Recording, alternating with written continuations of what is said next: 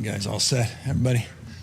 All right. Well, good morning, everybody, and thank you for being here and the opportunity to update my third budget as governor of the state of California. And I wanted just to begin to contextualize a little bit about the prioritizations that we are looking to advance here in this year's 2021-2022 budget.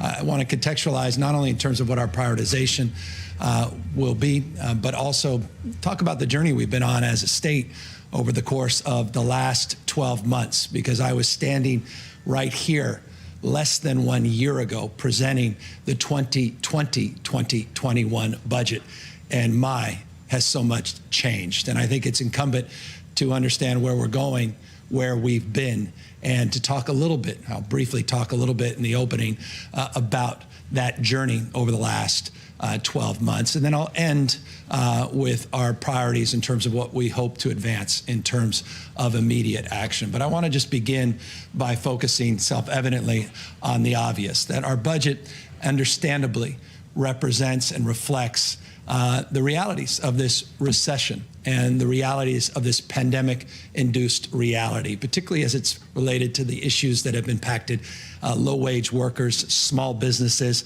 as well as decades-long inequalities. Those pre-existing conditions around race, ethnicity, the pre-existing conditions around wealth disparities and income disparities obviously have come to the fore and must be addressed. And I want folks to know that our budget reflects an understanding of those realities and an intentionality in terms of addressing those realities. Now, the predicate in terms of our focus on a budget is the reality of getting out of the freezers and ministering into people's arms these vaccines.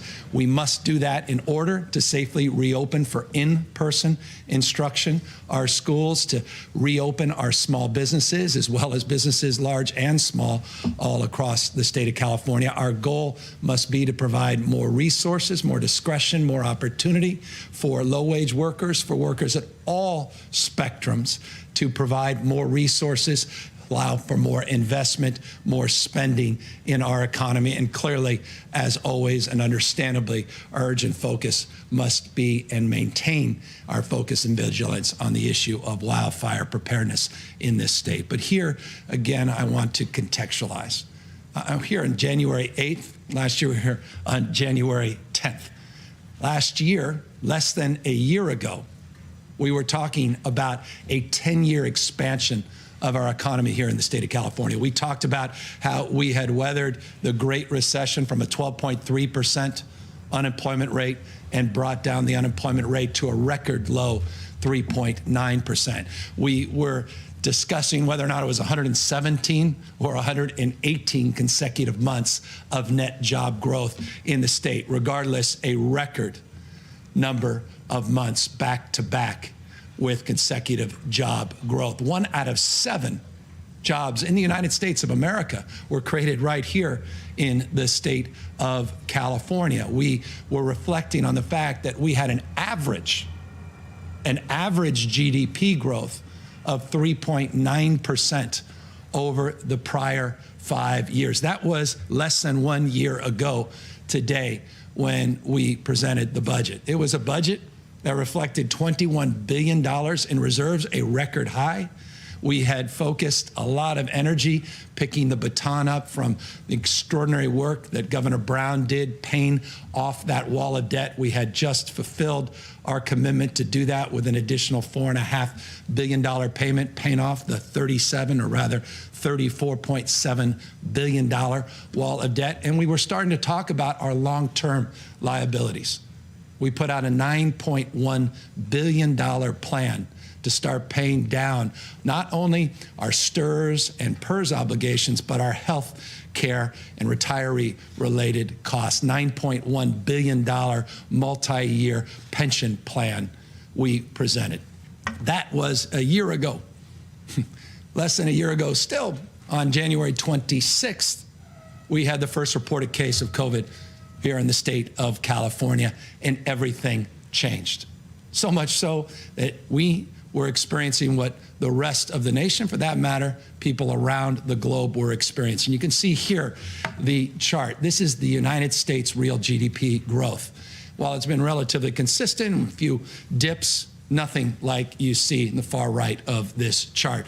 Projected GDP decrease of 26.5% actually manifested more acutely with a decline of 31.5% in the spring of 2020. California was not immune to that contraction. Our unemployment went from 3.9% to 16.4% just in a few months. Our GDP growth, again, at 3.9%, we were then dealing with the realities of a 30+% contraction. 1 out of every 6 jobs now not created, but now lost in the state of California just between February and May of last year. That $5.6 billion surplus, which, by the way, was understated, that $5.6 billion budget surplus gave way to a $54.3 billion deficit, a literal $60 billion swing in our finances in just a blink of an eye in just a few months. Our numbers changed, but our values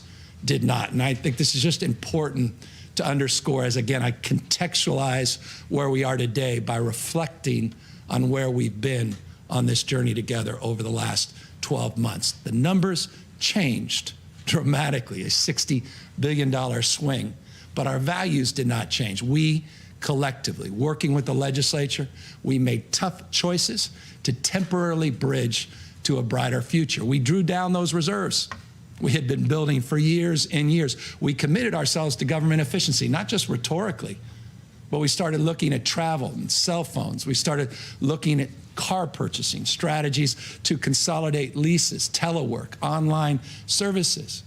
Our public employees gave back close to 10% of their salaries. My staff gave back 10% of their salaries. We postponed many of those supplemental payments. We deferred a lot of investment. I'll talk about that in a moment. And we advanced cuts. We referred to them as trigger cuts in hope and expectation that we can get some more support from the federal government. At the time, we were hopeful, didn't materialize in the time that we anticipated, but we enacted tough decisions on the basis of those trigger cuts. But the things we didn't do, and this is why I want to emphasize this notion of values, is we didn't impact our public education system in a meaningful way, at least to this degree. No permanent cuts, no permanent layoffs.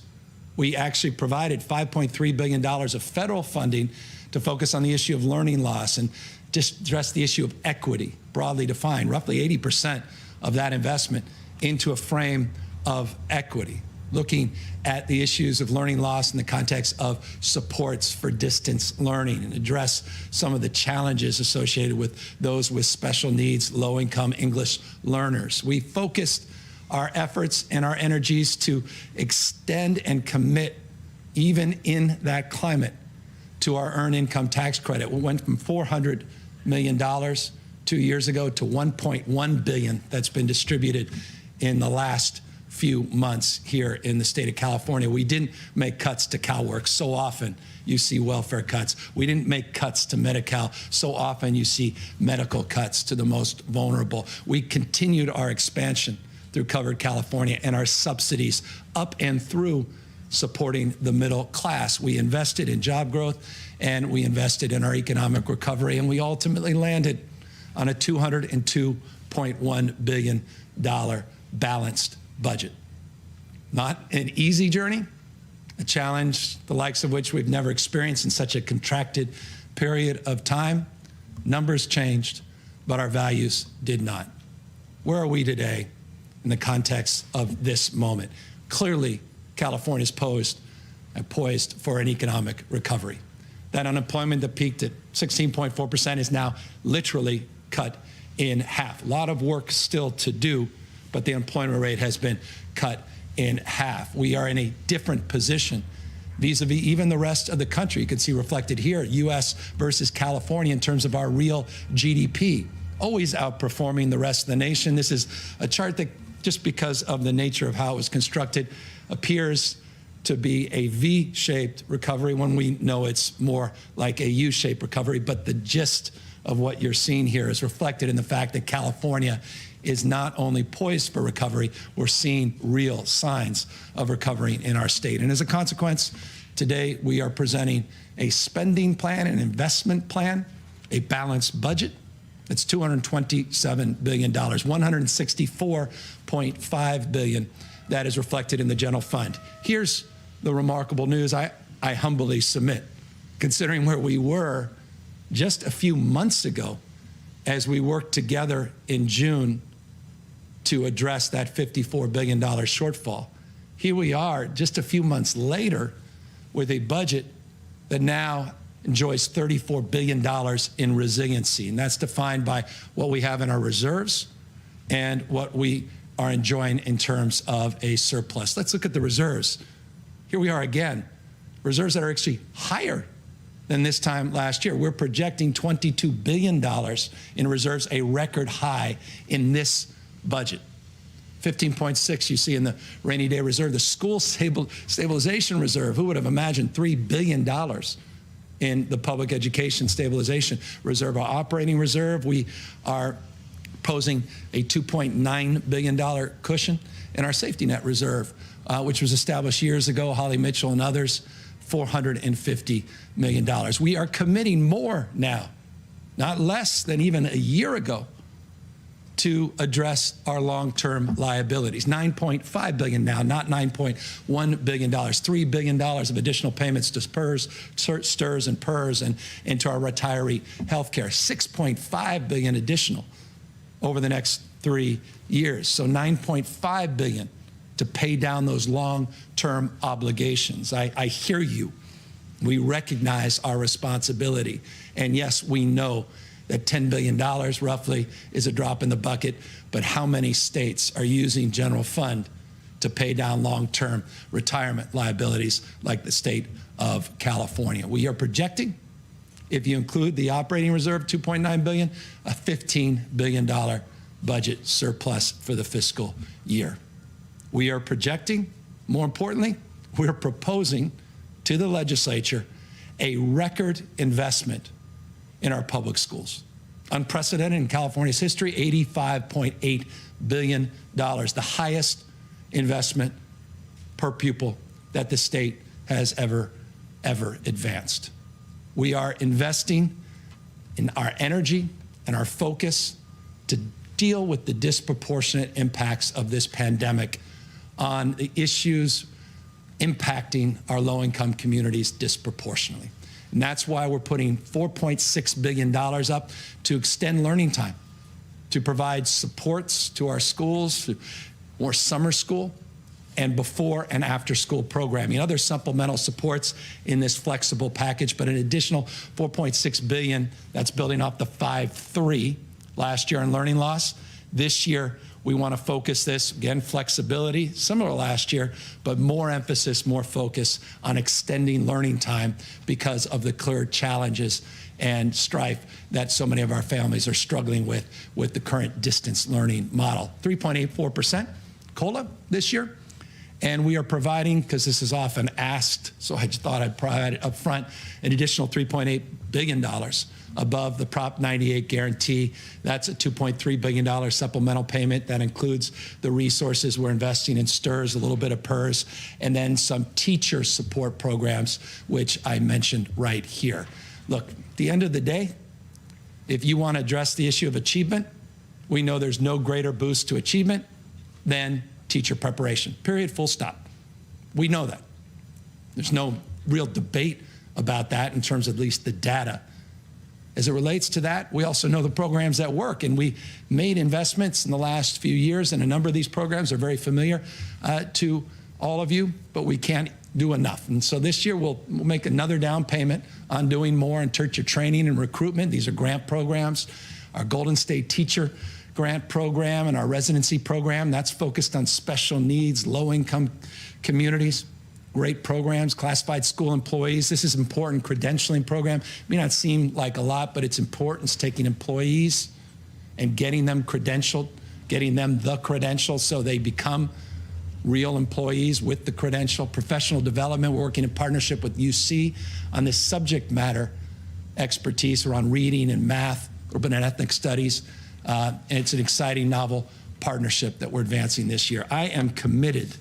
I said this when I first got here, not just interested to invest in special education. I hope you'll take a look at this slide.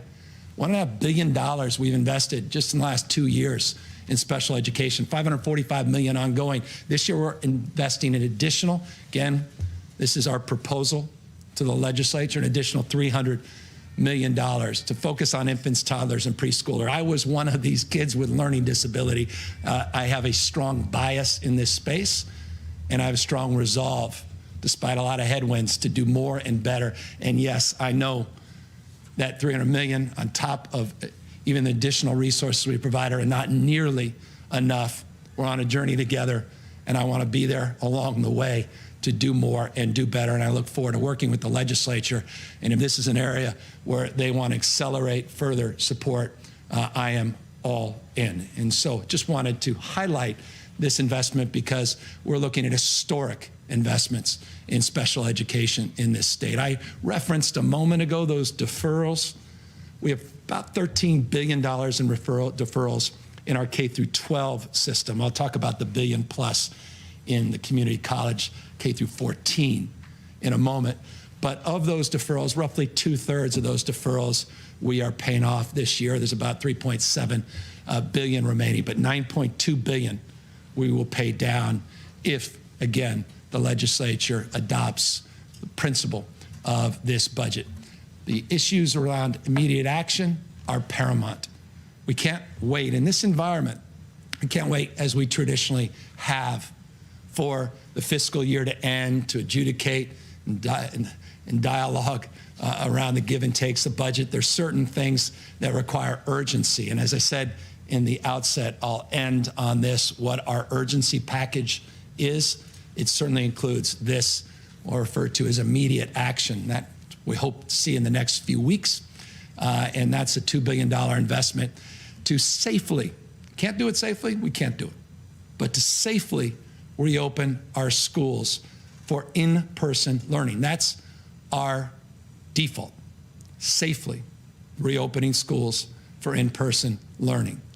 In order to do that, our testing programs have to be in place, protocols, our partnerships, management, labor, administrations, districts, school sites, all of that has to be put in place. We've talked a lot about this in the last few weeks, but the focus is on our youngest kids first, TK to 2, and then build on that age cohort through the spring and fund the needs of our low-income English learners and foster youth. Again, an eye on equity. And look, I don't think this, my wife is here today. We know this through our lived experience with 2 very young kids and 2, well, at least kids that are a little older. I don't know if 11 is not defined as young, but it's very challenging to have a 4-year-old who you're most of the time saying, don't look at the screen, get off a screen, to say, hey, look at this screen in order to address the needs of a distance learning environment. We know it's challenging, and those kids are falling through the cracks. And we have all the support in the world. I can't imagine what's happening for millions of other children. This is why this is so important.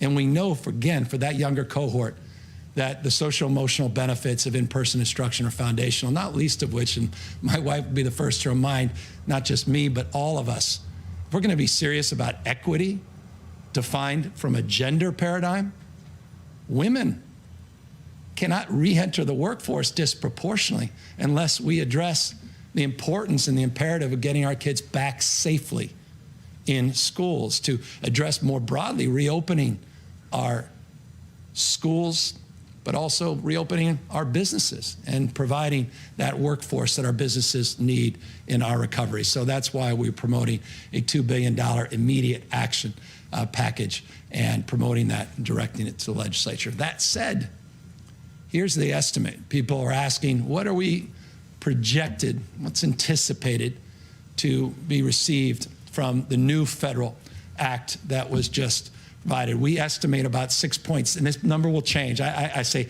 this is anticipated.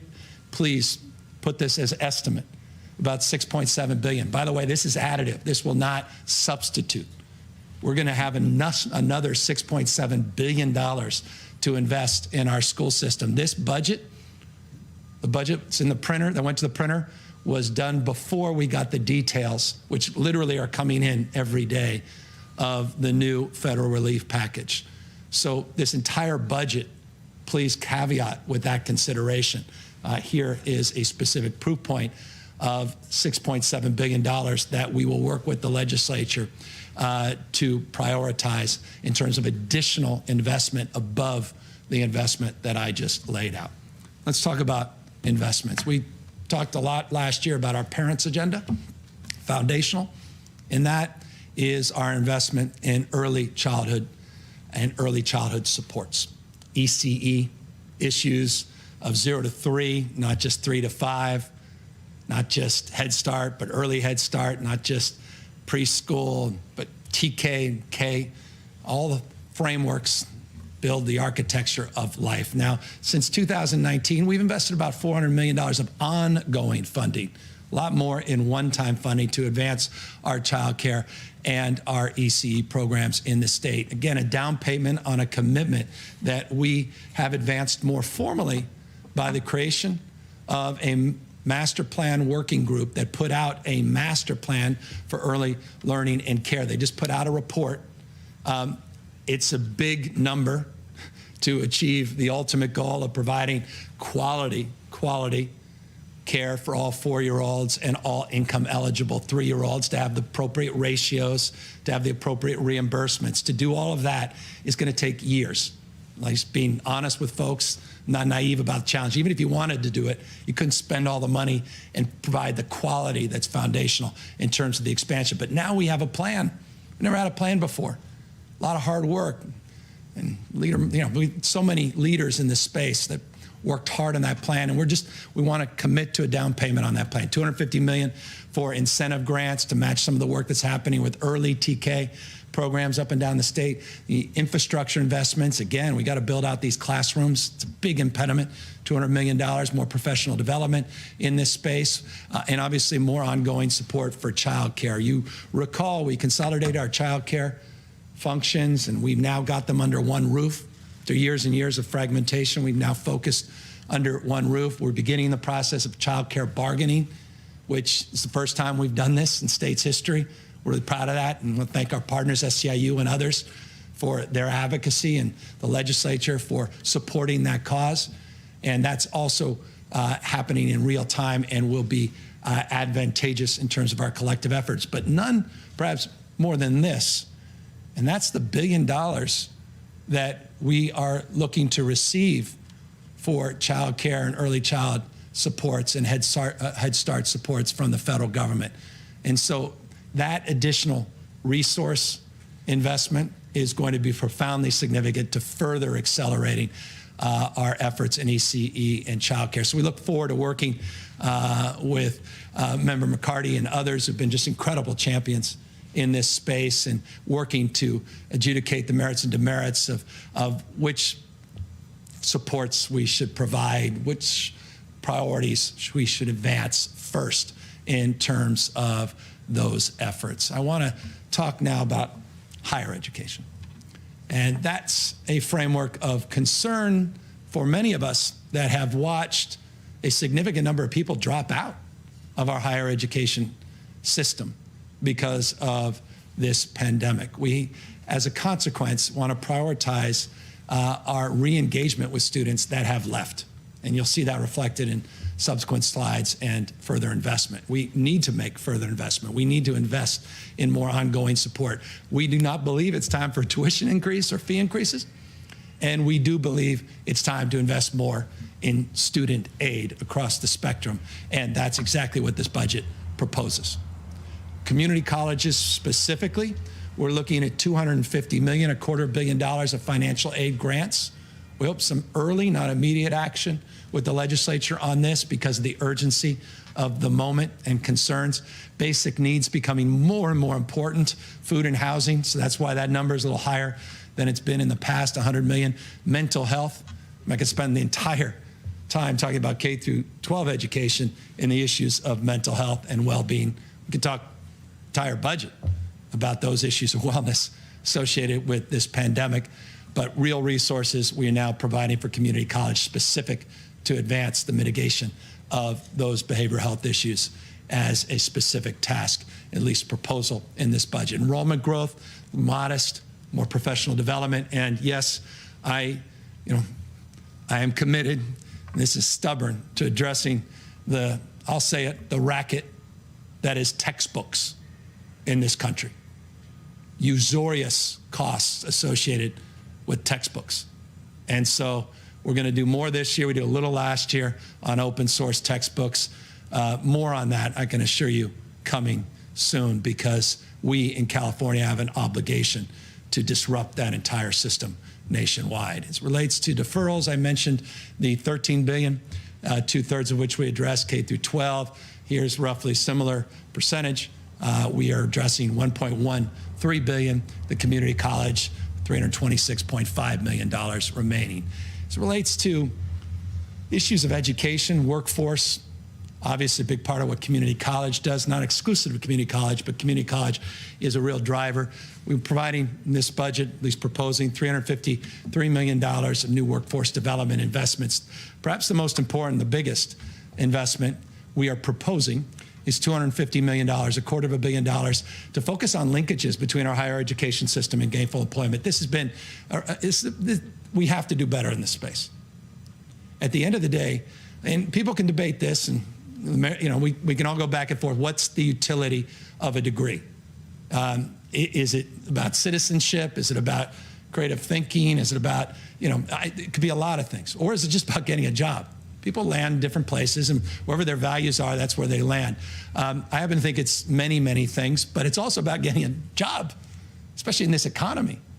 And so we've got to connect what's really happening in our workforce to what we're educating in terms of that human capital being conveyed off that conveyor belt for talent, the CSUs, UCs, and community colleges. So we want better alignment. And so we've been talking about this. We got to start doing something about this in a much more meaningful way. Remember, we put together this Future of Work Commission, really looking about where future of work fundamentally is going. By the way, we put that together before this pandemic. We've just seen that accelerate. New work styles, new arrangements, telework, all what's happening in terms of platform providers and the gig economy, the digitification of our engagement. And all that requires now renewed energy, renewed thinking, and us to move much more expeditiously. And that's what this $250 million reflects. Apprenticeships, no substitutes for these high road training partnership programs, work-based learning. Just a real believer in work-based learning. You can intellectualize things, you can experience things. There's a reason Cal Poly is one of the finest universities in the world. Both Cal Polys, not just Cal Poly San Luis Obispo, but also Pomona. And so work-based learning is foundational. We also have some partnerships with UC Prime around healthcare, $12.9 million. Anyway, you'll see a lot more energy and investment in the workforce place. Let's talk CSU.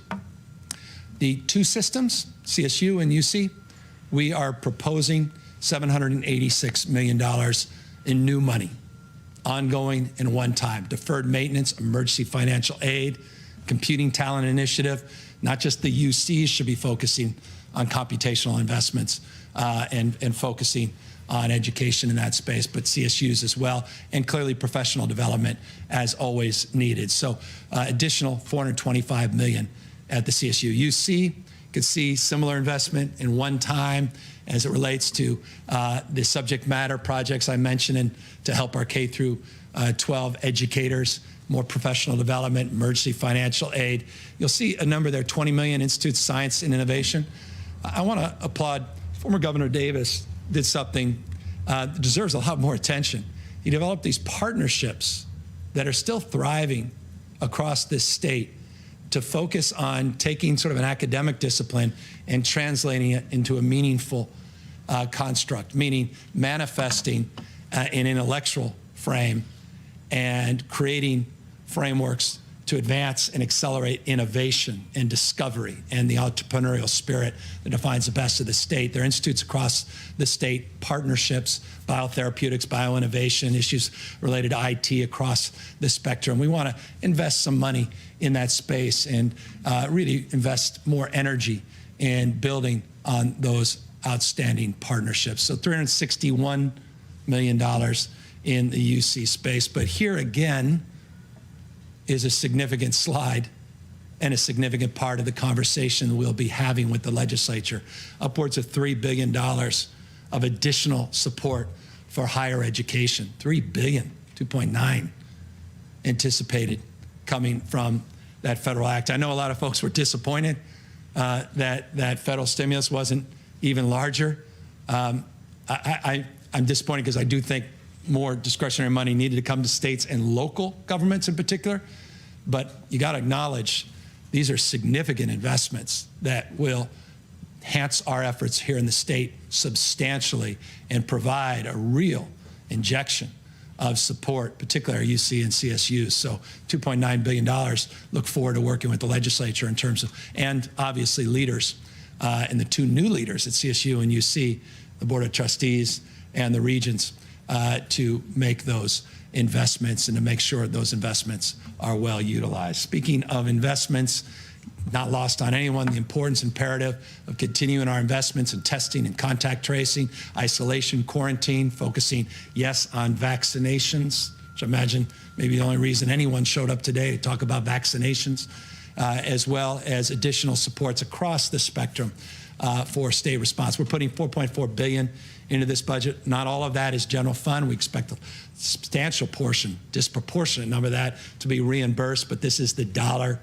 figure. Remember, $13 billion last year in the last, at least, fiscal year, and 4.4, at least since the beginning of the pandemic, 13 billion, 4.4 billion emergency response we're putting related to COVID relief in this budget. 372 for vaccines. Here's a slide that's also important, anticipating additional resources coming from the feds, additional 350 million for vaccines, and 1.7 billion for testing and tracing. So that's an open-ended question, is do we use that money to offset these investments, or do we add on top? And that's a question for the legislature. That's a question we have to dialogue. And I want to make this crystal clear so people understand the federal supports, with the exception of the Prop 98, the federal supports have discretion in terms of, do you add more support or do you substitute the general fund support and then redirect those dollars? There's discretion in that bucket. There's not in terms of those school dollars, K through 12. And so the question, or the $98 more broadly defined. And so the question here is this vaccine number additive, or can we use a portion of it? How much flexibility exists? Is it really 1.7 for testing and tracing? Can we provide more support, use some more of those dollars for vaccinations, PSAs, culturally competent outreach, address some of the stickiness as it relates to people wanting to administer or even rather receive these vaccinations? So again, all that will be debated, all that be discussed. And obviously we have a real partner in 12 or so days with President-elect Biden that will make that task a lot easier, and we look forward to that. Now, one task that's not easy is getting this economy moving again. We mentioned the 16.4% unemployment rate peaking out in May. It's half that today. It's still stubbornly too high. I want to get back down to those historic low numbers, 3.9, roughly 4%. We want to do even better than that. So we're looking at $4.5 billion economic recovery package. We socialized this a few days ago, so I won't belabor it too much, except to say we have some immediate action that we hope we can take together in partnership with the legislature. And that's $575 million in small business grants. These are grants, not loans. These go to nonprofits, not just small businesses, and cultural institutions. We're also looking for fee waivers, $70.6 million fee waivers, just to give you a spectrum, at least a sense, about 59,000 bars and restaurants licensed in the state of California. This would go directly to those businesses that have been disproportionately impacted by stay-at-home orders and this pandemic-induced recession. Manicurists and barbering, folks in that service industry as well would be beneficiaries of these fee waivers as well. About 55,000 establishments in that cohort that would benefit from these fee waivers. So want to get these grants out. This 575, as you know, builds on the money that we're getting out right now. These are $5,000 to $25,000 grants that we are putting out. In fact, we just opened this process up Encourage people to learn more about it, covid19.ca.gov, covid19.ca.gov.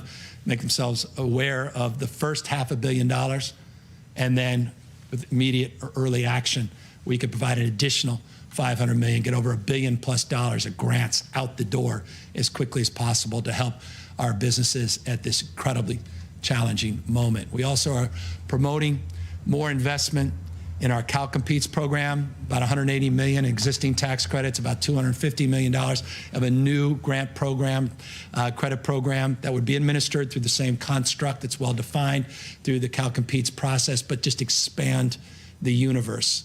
We think this will increase our competitiveness, our retention strategies. We're not going to roll over. We're not giving up on economic development, and we're not rolling over, giving up in terms of our dominance, in terms of startups, innovation, entrepreneurialism, and world-class headquartered companies. So that's part of the strategy to make an investment in that space. Our Main Street hiring tax credit, $1,000 tax credit for employees up to $100,000 per business. We put $100 million up last year, at least a few months ago with the budget. We want to build on that, put another $100 million. We've got loan guarantees, put $125 million in that space. And the iBank, these are folks that fall through the cracks in the SBA loans, not getting the PPP loans from the feds. And we want to provide additional supports in that very successful program, women, minority-owned businesses that disproportionately have benefited from those current investments. We want to build on that success. We have the sales tax exclusions. I'm going to talk about that a little bit more in a moment to push out the boundaries of innovation, particularly as it relates to green energy, transportation. And then this, what seems modest, but to me it's significant, these are $10,000 seed grants in the California Dream Fund. These are important grants for people that truly fall through all of the cracks. And this is a real lifeline for many, many businesses. And what seems rather insignificant from a Cal Competes frame, a few $1,000, a few $100 could be the difference between keeping those lights on or turning them off permanently. And so that's what that $35 million represents. We are putting additional, I just want to remind you, the $52 billion 5-year capital plan. I'm not including roughly $10 billion that we're investing. Thank you, all the leaders on SB 1. Thank you to the voters for doing the right thing in terms of supporting SB 1. We're getting those dollars out. People say, well, what are we doing on infrastructure? We're putting out close to $10 billion this year. We're talking about EV infrastructure in a second. These infill infrastructure grants I'll also talk about in a second, but I wanted just to highlight on this screen additional $300 million in deferred maintenance. It's our parks, our judicial branch, the courts, water systems in the state. This is additive, another $300 million. This is stimulating in terms of the economic benefits, direct and indirect jobs that are created from these types of investments you see on this slide. It's why we are highlighting it here, the $300 million on deferred maintenance. We hope legislature will consider even putting more resources in this space. We think that's critical in addition to our 5-year, $52 billion capital plan.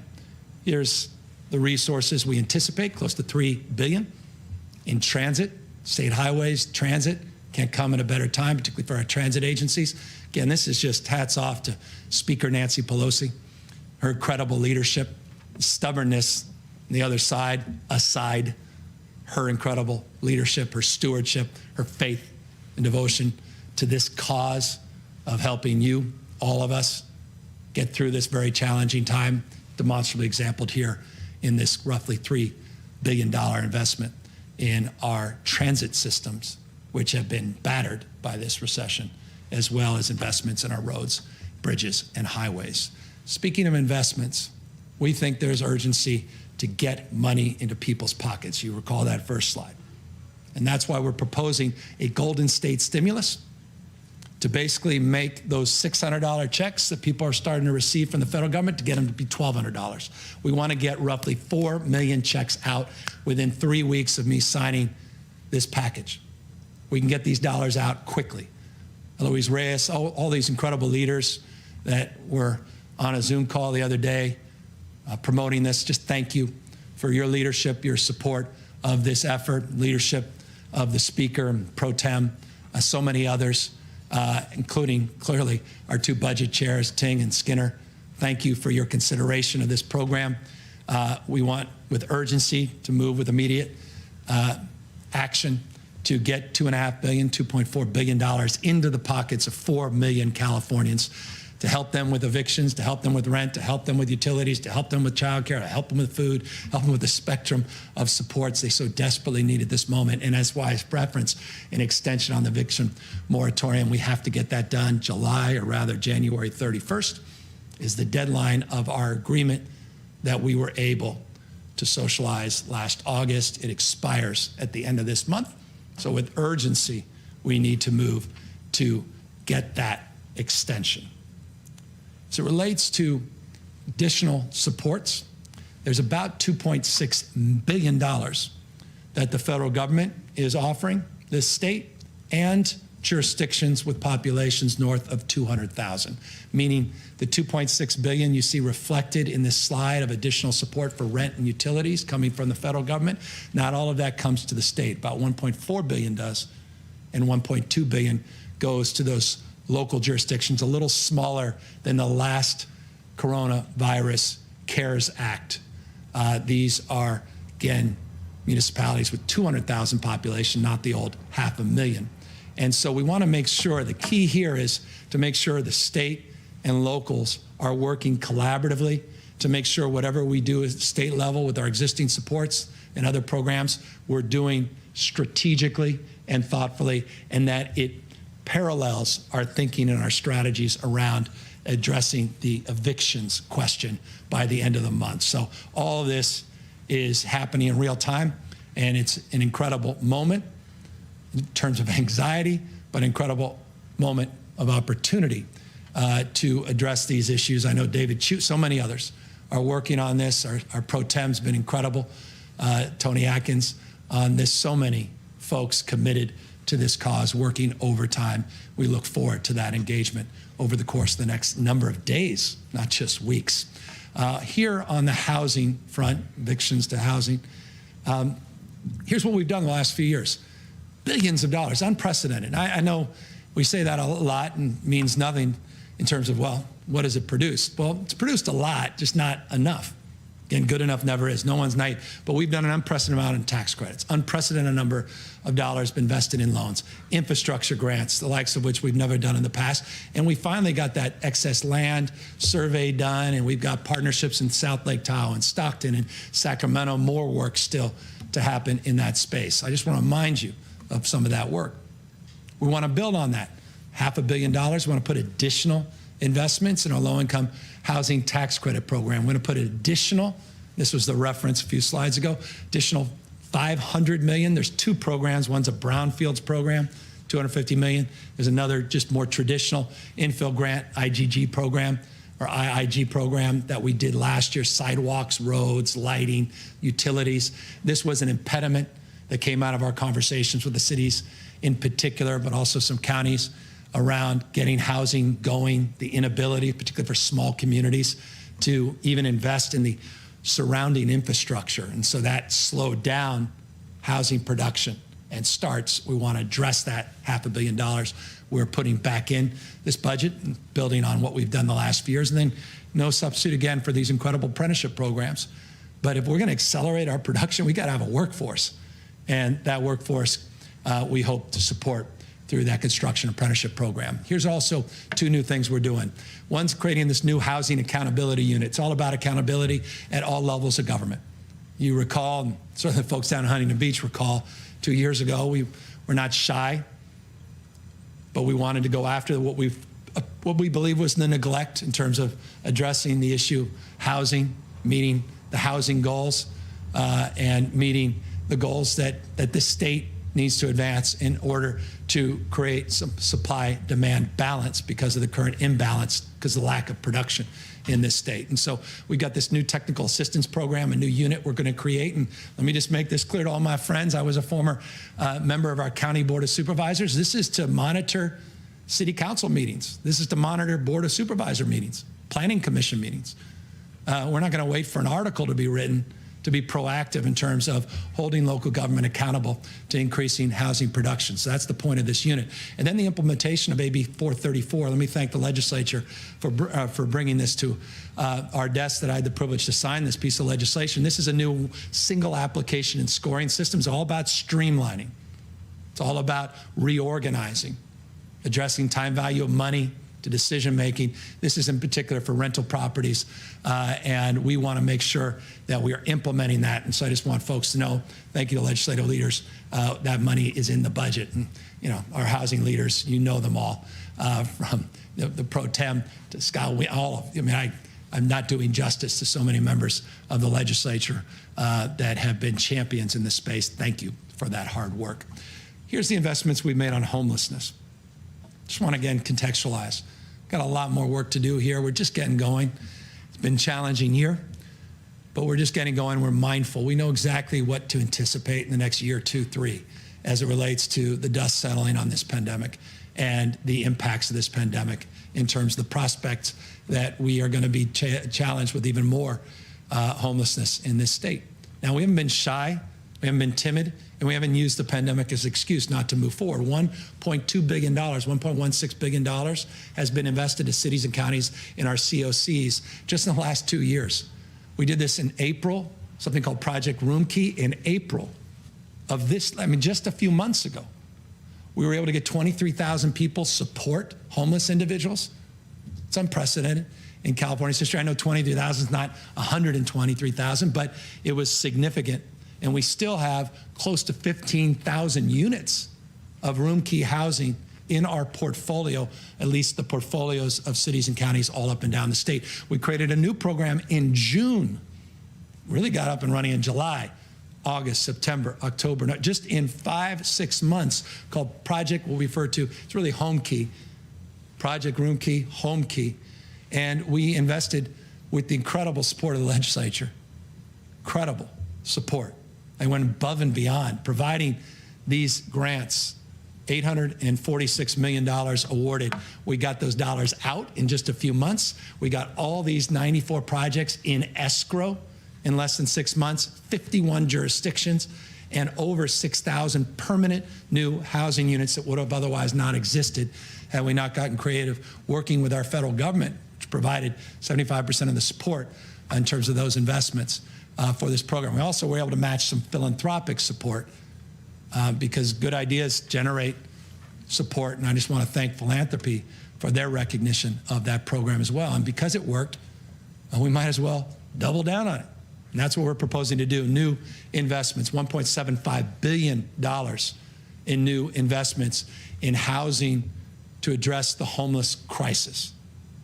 $1.75 billion in new investments to purchase more hotels and motels, to build on what we did last year, to focus on mental health housing.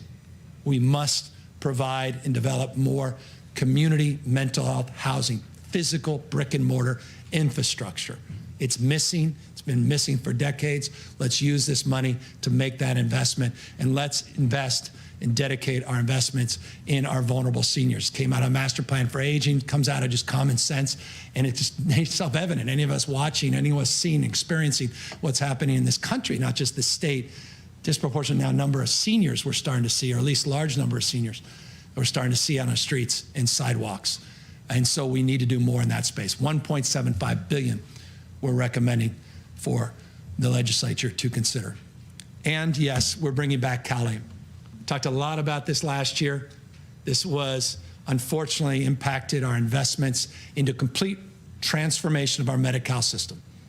Our Medicaid nationwide, it's Medi-Cal here in the state of California. We want to invest $1.1 billion, that's all in, not just general fund, in this CalAIM proposal.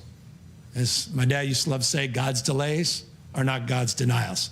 While this may have been delayed last year, we're committed to the cause this year. This is about payment reform, changing incentives, investing in prevention, looking at brain health and physical health, looking at the integration. It's basically statewide whole person care, that old waiver that we had for pilots, whole person care, to address the whole person, not just pieces of people, and waste money in a fragmented system, to incorporate that statewide It's a really exciting initiative. It's enlivening for at least those that seek to have the gift of being in these positions, to do that. This is part of the why.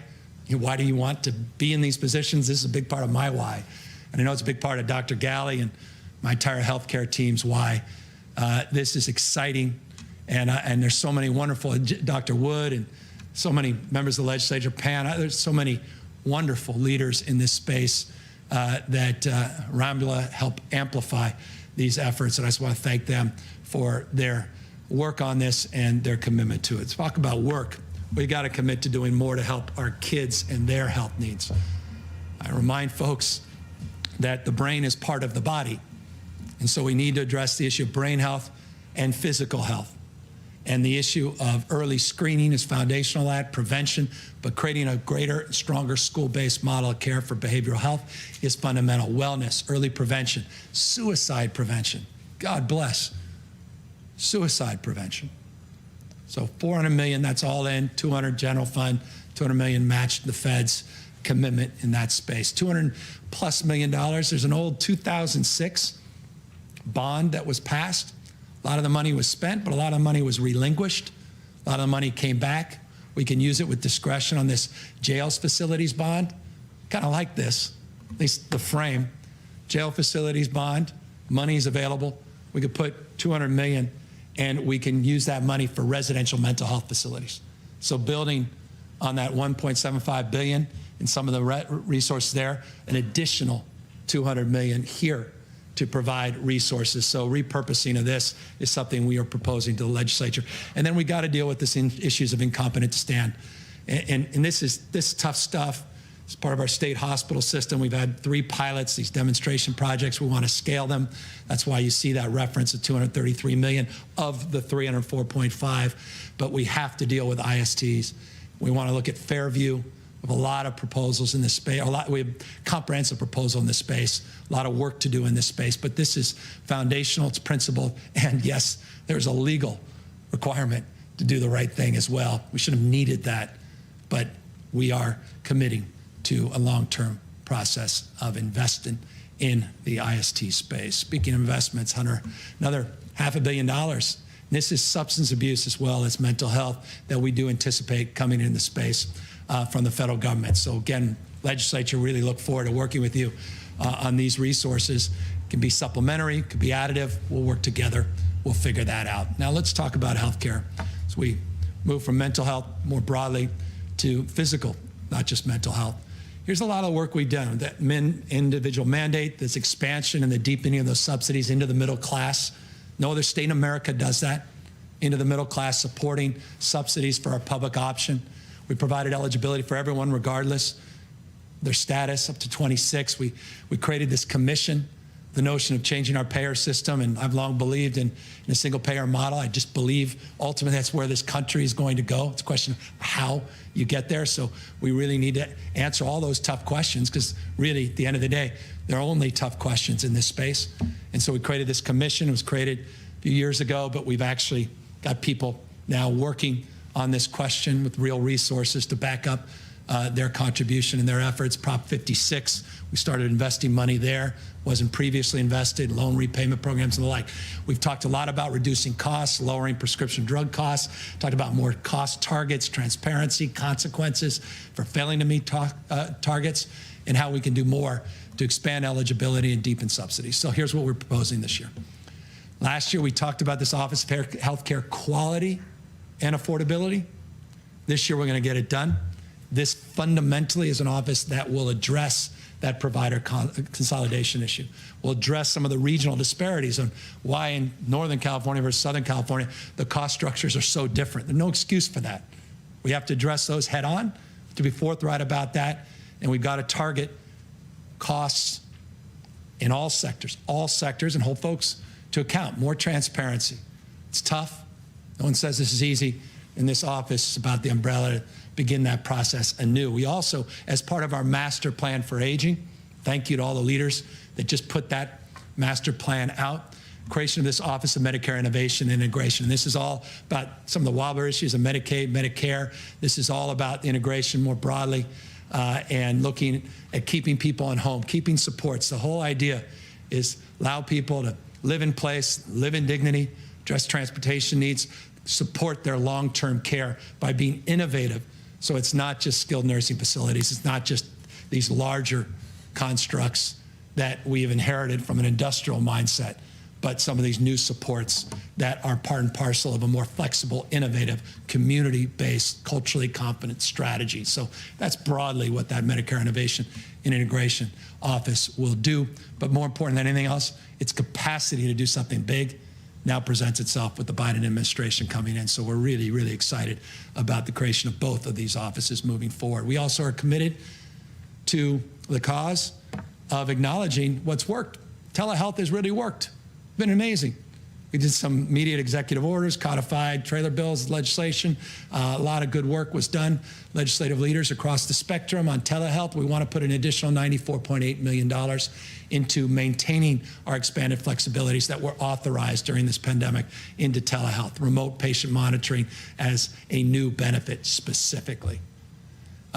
Look, for adults with type 1 diabetes, no more important benefit than this continuous glucose monitoring. It has not been an expanded Medi-Cal benefit. Now it will be, again, if the legislature concurs.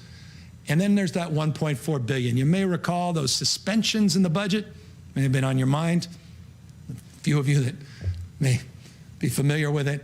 We suspended, again, back to those trigger cuts, deferrals, suspensions to balance last year's budget. Prop 56 supplemental payments, IHSS, in-home supported services. Doug, that suspension's gone. To April Barrett, gone.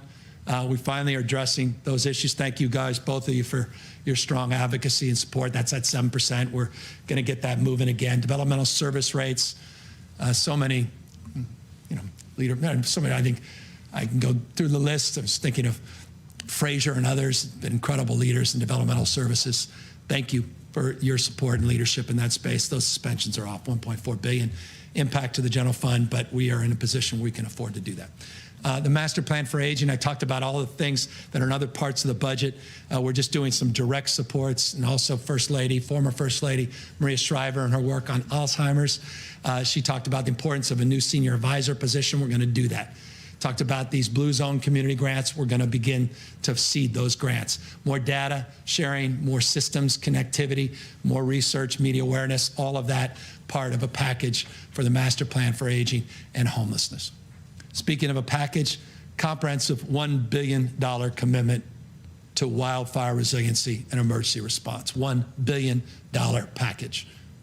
We're going to provide this. It's always among the first questions. Does that mean more firefighters? Yes. At least 30 more crews, 15 members per crew, $143 million.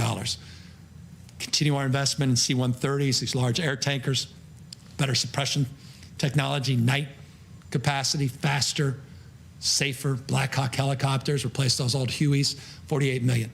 New LiDAR, we delayed that last year. It's around remote sensoring and LiDAR to really start mapping with more sophistication, specificity, our remote monitoring, but really start pre-positioning with more understanding, more nuance, using technology to really map and research our fire-prone areas in the state. And then, yes, maybe it's just because I'm fifth-generation San Franciscan, earthquake early warning system. Please be mindful. We live in the state of California. It is spectacular for a reason, at least topographically, geographically. Mother Nature will remind us of that. And so we need to be prepared and mindful that because of technology, we may learn a few seconds, hopefully 10, 20, 30 seconds before the direct impacts through this early warning system. I don't know of another system like, at least in the United States. Japan, others have some interesting systems, but we're proud of that. We're going to put an additional $17.3 million in investment in that space. Cap and trade. Last year, we weren't able to do what we wanted to do in cap and trade because of the contraction. This year, we're able to do a lot more. We had some good August auctions. I think it was $474 million. We had a good November auction. I think over $584 million, don't quote me, but roughly that was the auction receipts. So we're in a position, $1.2 $6.4 billion investment now into cap and trade. We're going to accelerate our efforts. I don't know if you saw what China's doing on electric vehicles. I mean, this is where the world is going. You want to be big, you got to be big in big things. Nothing bigger than low carbon green growth. Nothing more impactful, nothing more meaningful from an economic paradigm and inclusion paradigm than changing the way we produce and consume energy by investing in the future and making sure we're dominant, not just nationwide, competitively so, but worldwide. And that's why we want to accelerate our efforts to alternative fuel vehicles. And that's what we are proposing as part of our larger climate action agenda. And remember, this is a climate move, not just an economic move, because at the end of the day, it's about health, it's about asthma, it's about dirty air, not just about climate broadly. It's also very personal. It's about equity. But more importantly, it's about accelerating that pace of investment to the future. And so we want to accelerate our ZEV infrastructure investments with the securitization strategy.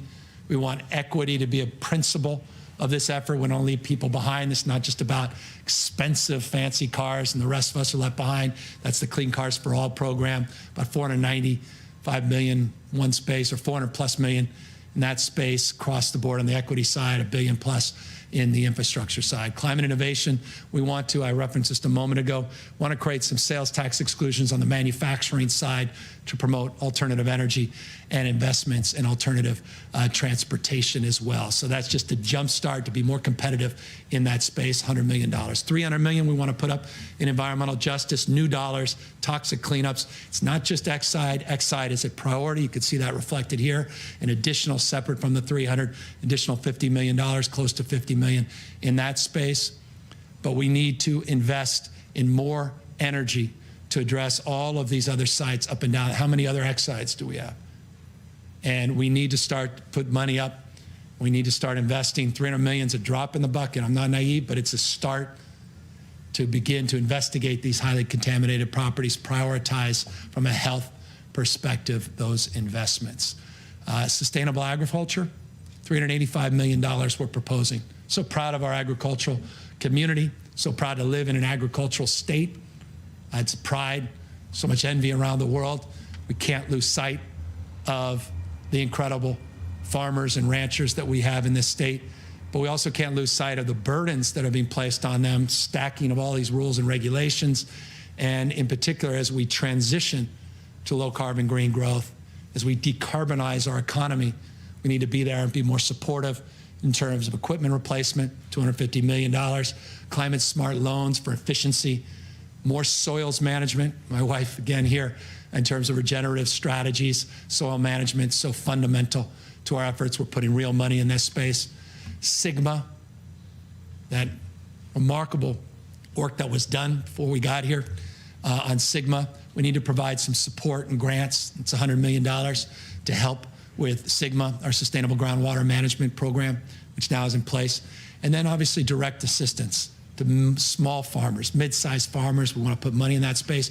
And then something we've been working on for months, may not seem like a lot, could be a big deal. I don't want to overpromise, but a unified licensing portal to streamline regulations and reporting across the spectrum for agriculture. That's long overdue. We actually have a proposal plan, and that's why we're putting that dollar figure up to invest in it. And as always, more investment in integrated pest management, issues related to reducing harmful overuse of pesticides in this state. And so we want to support the transition.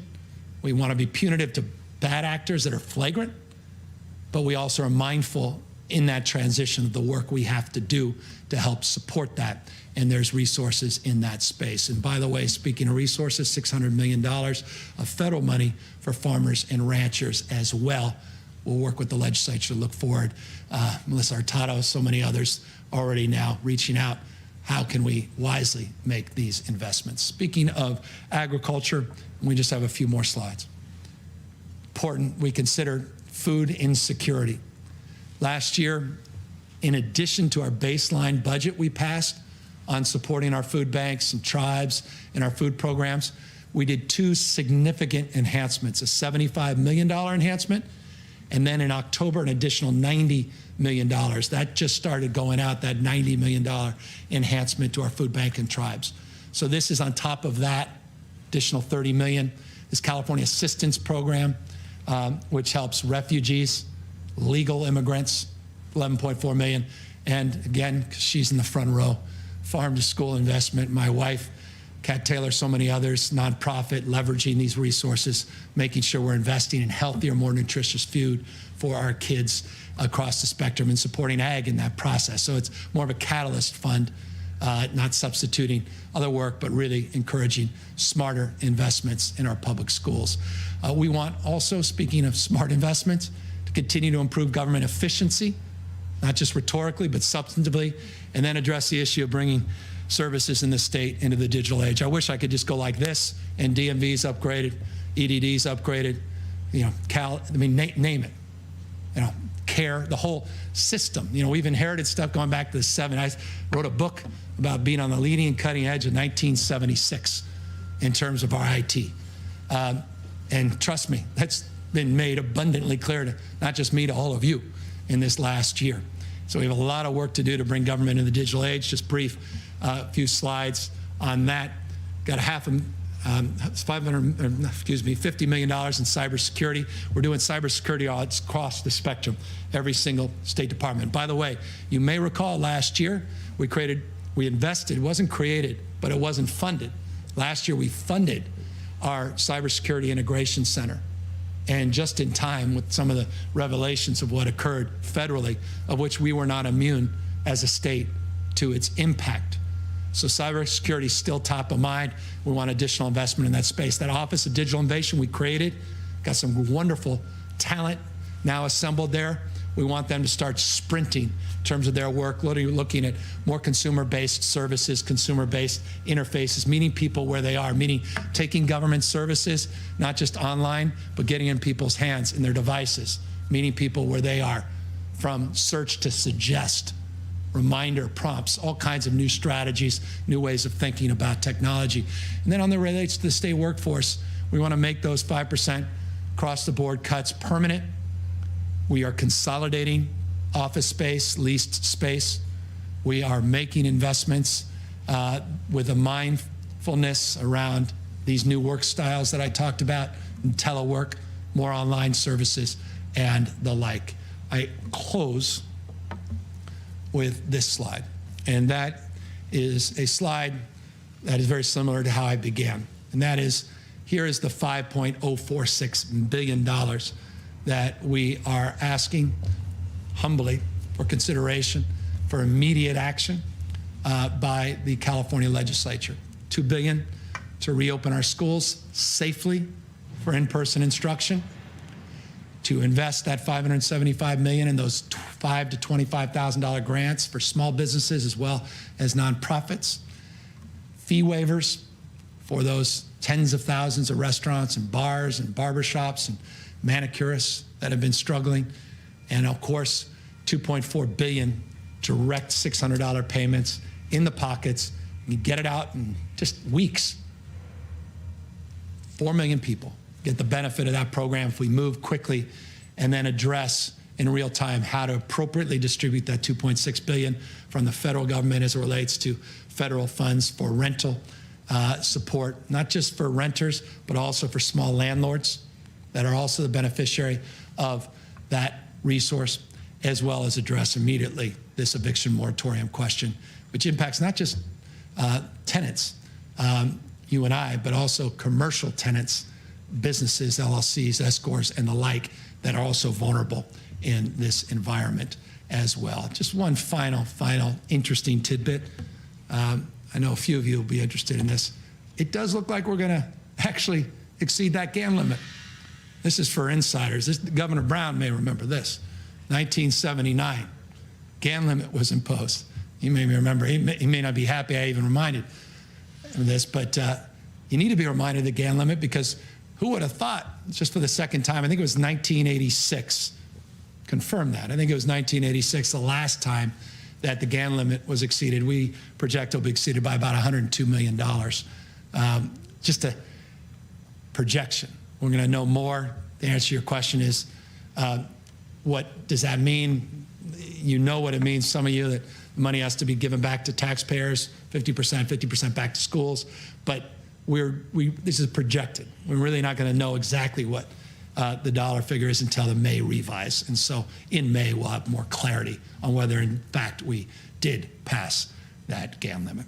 So that's the broad strokes presentation. I have never promoted being succinct in these budget presentations. Certainly, that was example in the last 2 prior budget presentations. I personally take pride in getting into the details of budgets. I think it's foundational. I think it's fundamental in terms of the work of governing. We talk in terms often rhetorical, but for me it's not rhetorical. Budgets being reflections of our values, why we use those value slides on multiple occasions in terms of this presentation. Always mindful of those most in need, always framing our considerations around broad-based economic recovery, equity, and inclusion. We're all better off when we're all better off. That's the foundation. Those are the principles. And that is the proposed budget that we are formally submitting to the legislature. With pride and expectation in our partnership, we look forward to working collaboratively over the next weeks and months, working on the immediate package, some additional early action, and ultimately landing on a budget that will do justice to the state and make us proud. We are in a much better fiscal footing than anyone could have imagined even a few months ago. Let us be wise and thoughtful about how we make these investments. In closing, always mindful that our forecast in terms of the future is very, very, very tenuous on the basis of all the macroeconomic headwinds, on the basis of this recent surge with COVID-19 and the realities of uncertainty that mark this moment, not just in American history, but world history. So prudence, fiscal discipline, maintaining those frameworks, that parameter of thinking as we begin to invest in our growth engines is, I think, what this moment calls for. With that, happy to answer any questions. Thank you, Governor. This is Adam Beam with the Associated Press. I wanted to ask you about the $4.6 billion that you are proposing for school districts to potentially use for things like summer school. I just wanted to ask, what do you expect the districts to do with this money? Do you expect them to adjust their school calendars into the summer or adopt a year-round school? And do you have buy-in from the districts and the teachers to do something like that? Well, we've been talking a lot to the districts. We've been talking a lot to the teachers. We're going to be meeting on Monday with 7 large urban district superintendents to talk more about some of their concerns. I think substantially a lot of their concerns are addressed very directly in this budget, directly addressed with that $4.6 billion in appropriation. But providing flexibility, providing the ability to address not just learning loss, but to extend the time that we are educating our kids is foundational. You can see, I'll bring back that slide. You can see again, we just referenced 2 things, and this is to your question, Adam, summer school, before and after school programs, but extending that school year is in essence what summer school begins to do. Extending the hours is really the kind of flexibility that we are providing with these resources, and we want, because of the way we've framed, the way we've organized our system of education, we want localism to ultimately be determinative in terms of what works for them, to supplement those educational supports, how to do that, when to do that. We want to provide the flexibility that's reflected in this additional $4.6 billion of extended learning money. And so we look forward to the creativity that comes back from LEAs, but certainly we will work with the legislature to clarify our expectation. We look forward to working, not just Tony Thurmond, and thank you to the Superintendent of Public Education for his input on this proposal, and many, many others, but we look forward to engaging O'Donnell, others, the legislature that have also been invaluable in helping promote something along these lines.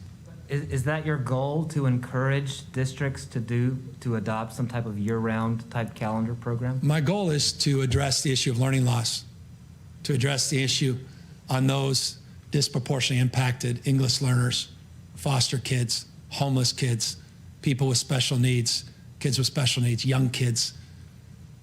What we hope to do with this money is address these inequities, to address the realities that distance learning has not met everybody's needs equally. And that's exactly what this is intended to do. We want to provide flexibility because one size does not fit all. Different cohorts, different populations, different dynamics, different governance, different leadership. We want to provide that flexibility, but we've got to invest in more time and attention to those most at need. And that's fundamentally what that $4.6 billion represents. Thank you, Governor. This is Laurel Rosenhall with Cal Matters. I also have a question about schools reopening. You referenced the concerns raised by the urban school district superintendents.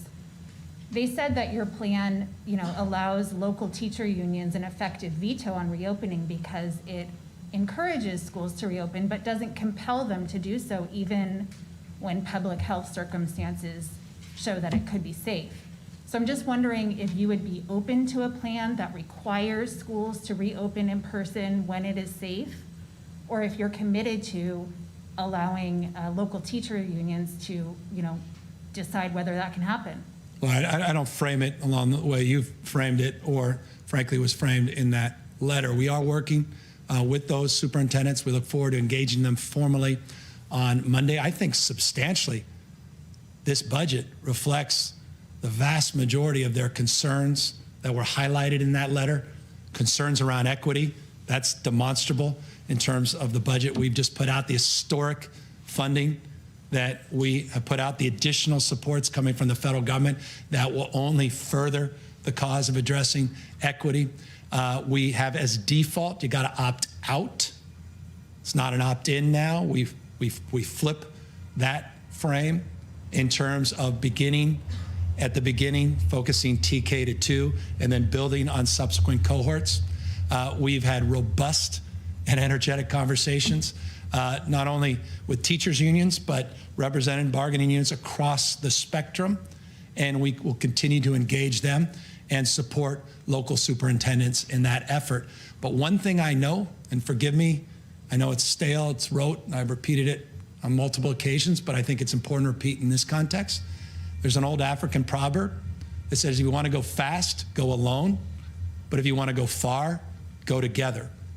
And I do believe fundamentally that if we're going to successfully educate our most vulnerable kids, if we're going to be successful in addressing learning loss, if we're going to be successful as a state, we have to do it in partnership with.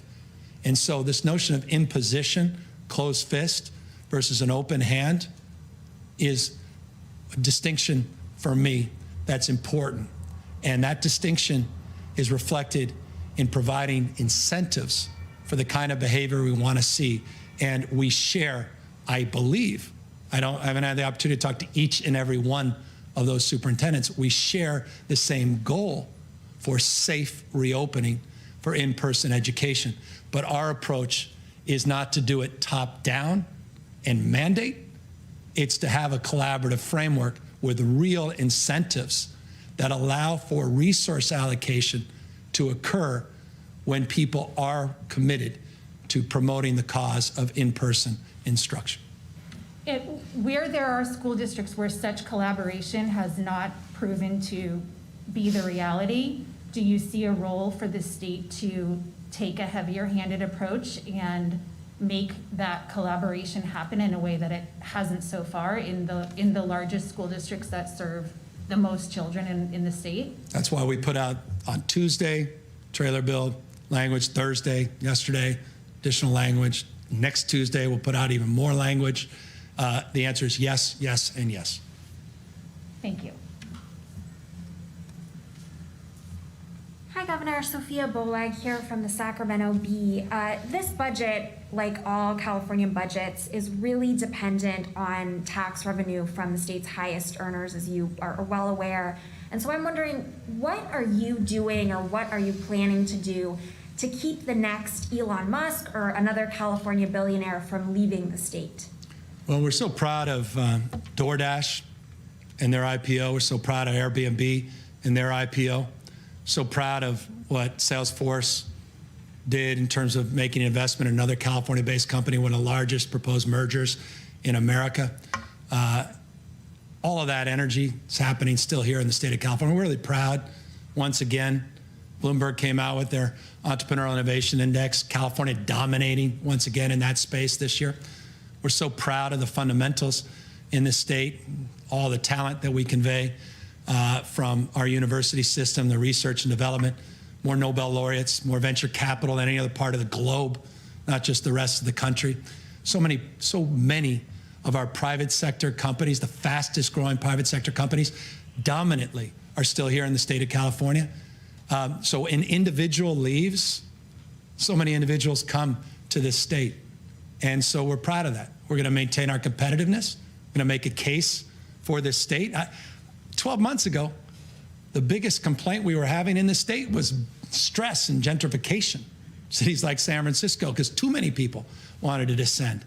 And so the fundamentals haven't really changed. The state is still this remarkable home to more dreamers and doers than any other part of the globe. So we're going to build on what's working. We're going to acknowledge what's not. But one thing I also want to acknowledge, there's a lot of misinformation out there. There's folks that are purposely misinforming the public about things that aren't happening in this state, particularly as it relates to taxes and other things. And I think we have a lot of work to do to clear that record. And we can assure you, I can assure you personally, not just professionally, in terms of the work we're doing, that we are being laser focused on that and have worked hard over the course of the last many months to make sure people know what we're doing, to make sure that they know that they matter and that we care.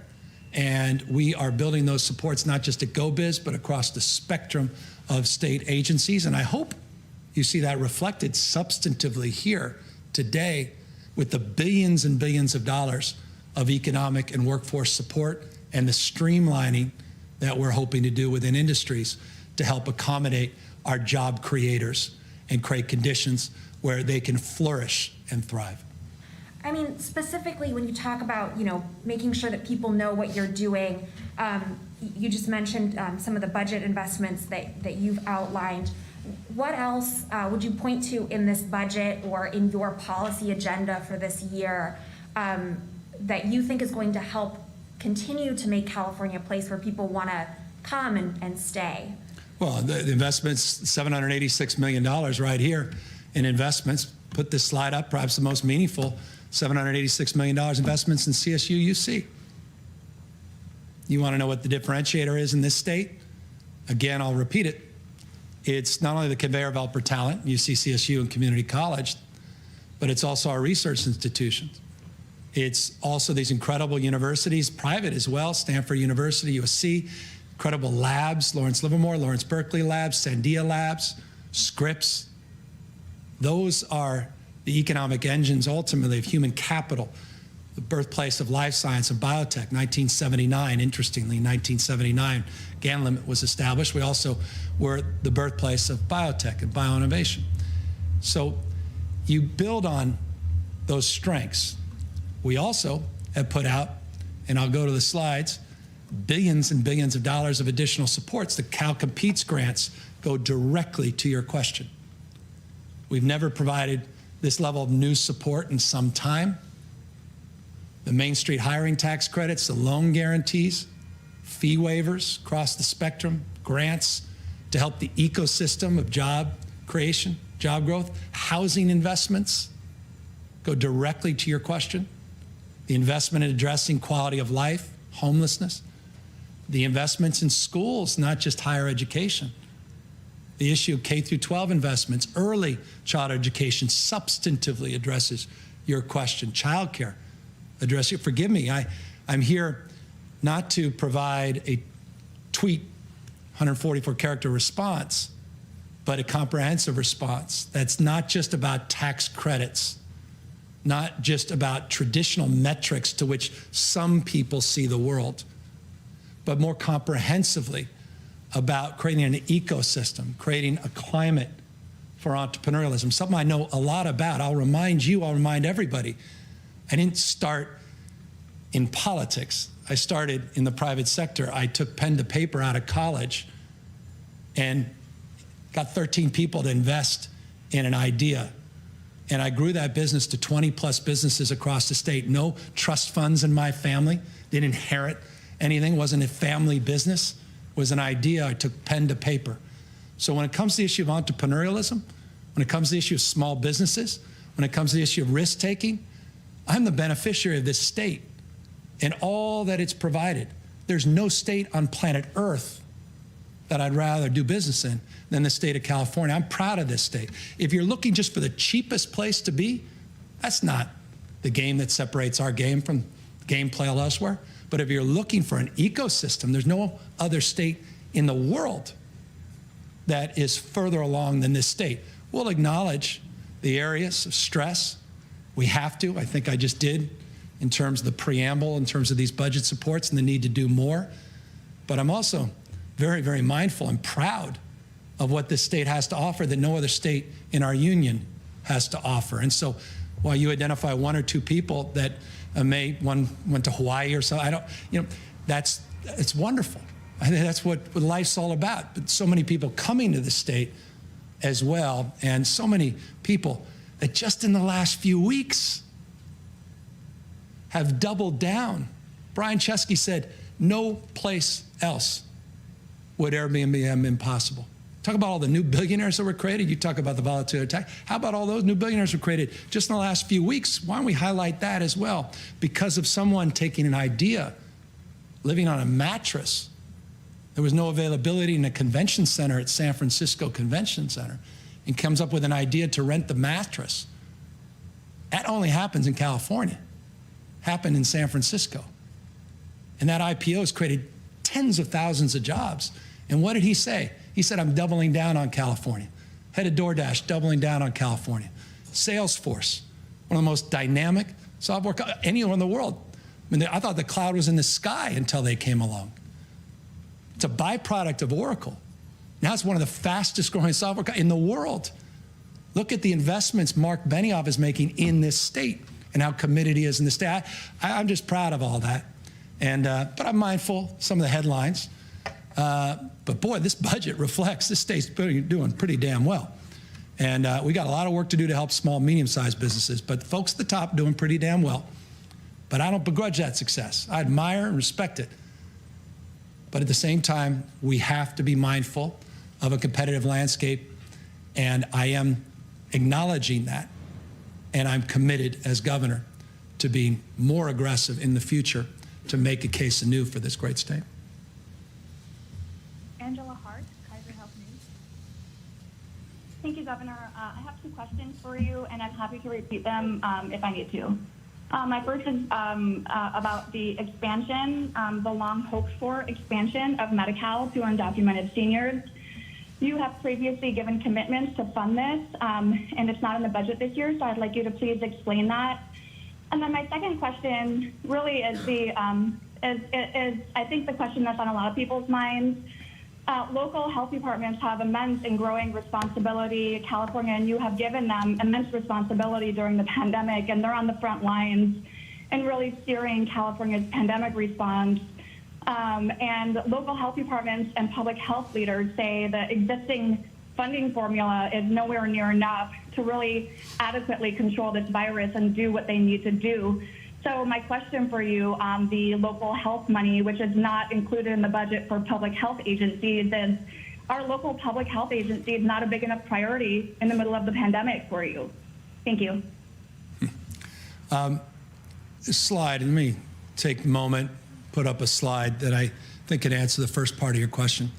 I'm very mindful of the last question and in the context of your question, the reality that's presented in the slide that we have now put up, that while we are enjoying the fruits of a lot of one-time energy and surplus, that it's not permanent. And we have to be mindful of over-committing $3+ billion a year, specific to your question, in the out years, and exacerbating some of the structural challenges that we still have to face going forward. So we need to make sure that we're mindful, put our house in order, strong fiscal foundation. I have not been shy, quite the contrary, in terms of expanding healthcare investment and healthcare coverage, put it up against any governor in America. I'm also not shy about acknowledging we have a lot more work to do. And I believe in universal coverage. And you're correct that last year, in that beginning presentation today, when we were in an environment, it's very different than the environment we're in today, that we wanted to make that commitment and engage in a phased approach to advancing that cause. Right now, with all the other roles and responsibilities that we have in terms of being caregivers, in terms of supporting those in an equitable manner in our public education system, address the issue of poverty and homelessness across spectrums, these are just choices. And we look forward to engaging the legislature and furthering that dialogue and that discussion. You know where my heart is, you know where my head is, but right now the resources are scarce when you move forward, and I'm mindful of that until we have some more clarity. So we hope to architect, we got to 26, we hope to architect something working with the legislature, and I look forward to that engagement. And I know there's some incredible advocates, and Senator Durazo and others, so many. I think all of us share, vast majority of us at least, the goal of universal health care. Now, as it relates to supporting health and health care, we care deeply about that investment, care deeply about that commitment. It's demonstrable in the healthcare investments we've made. And as it relates to this pandemic, the healthcare investments that we promoted as well in this presentation and are promoting in the budget that we're submitting to the legislature. It's interesting, as of this morning, we also providing resources that are not necessarily on the balance sheet and aren't reflected necessarily in a budget. 1,748 individual staff members now have been deployed to help our local health departments, a demonstrable example of our commitment to support our local health departments. 360 DOD personnel. We're asking for an additional 500 more, state as well as federal support. We are providing resources across the spectrum in terms of the federal dollars that are going to be going out and supporting subsequent efforts on contact tracing. You saw the numbers. Testing, vaccinations, all the other supports in terms of isolation, quarantine. You saw that package of supports. All of that supporting the local health officer infrastructure. So we are committed to that cause, committed to those partnerships, committed to addressing, the spirit of your question, the stresses that are placed upon those local health officers in the midst of this pandemic, particularly our hospitals, and notably in 2 or 3 parts of the state. Governor John Myers from Los Angeles Times. I want to talk about vaccination money for a moment in this budget. You mentioned $372 million, but my early read doesn't find a lot of specificity. You offered some ideas the other day. So are these just ideas? Do you have details you're asking the legislature for on how to spend that money? And it's also not in your most urgent priority list of money you're asking the legislature to take action on. Yeah, we'll back these up. As you know, these are budget proposals, and we will work with the legislature on filling in the blanks through what you know well, and others may not be familiar with, called a trailer bill. In the trailer bill, we'll lay out nuance and detail. As it relates to vaccinations, we have a comprehensive vaccination plan. I want to go specifically to your point of concern, or at least reflected consideration and concern. As it relates to the vaccination protocols and processes, you may recall a number of months ago, we created a scientific safety review group whose goal, in fact, on October 19th, they stood up 16 members, because it includes members from outside the state of California. Their goal was to look at the safety and the efficacy of the Moderna and the Pfizer vaccine.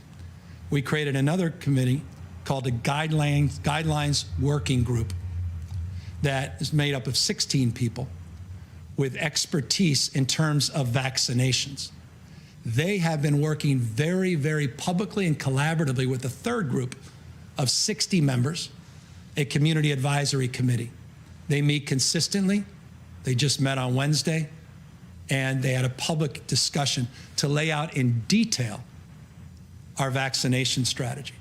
So I want to make it crystal clear, in a very transparent way, we have laid out a vaccination blueprint, and we update it and iterate it on a consistent basis. Proof point, just yesterday, we updated our guidelines related to vaccinations.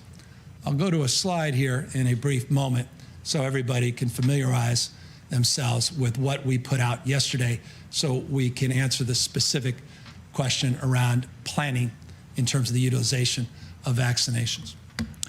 As you recall, the first phase for vaccinations is phase 1A. It's about 3 million people. That prioritizes healthcare workers and residents in long-term congregate settings, not just skilled nursing facilities, but residential care facilities and assisted living facilities. We recognize some of the bottlenecks.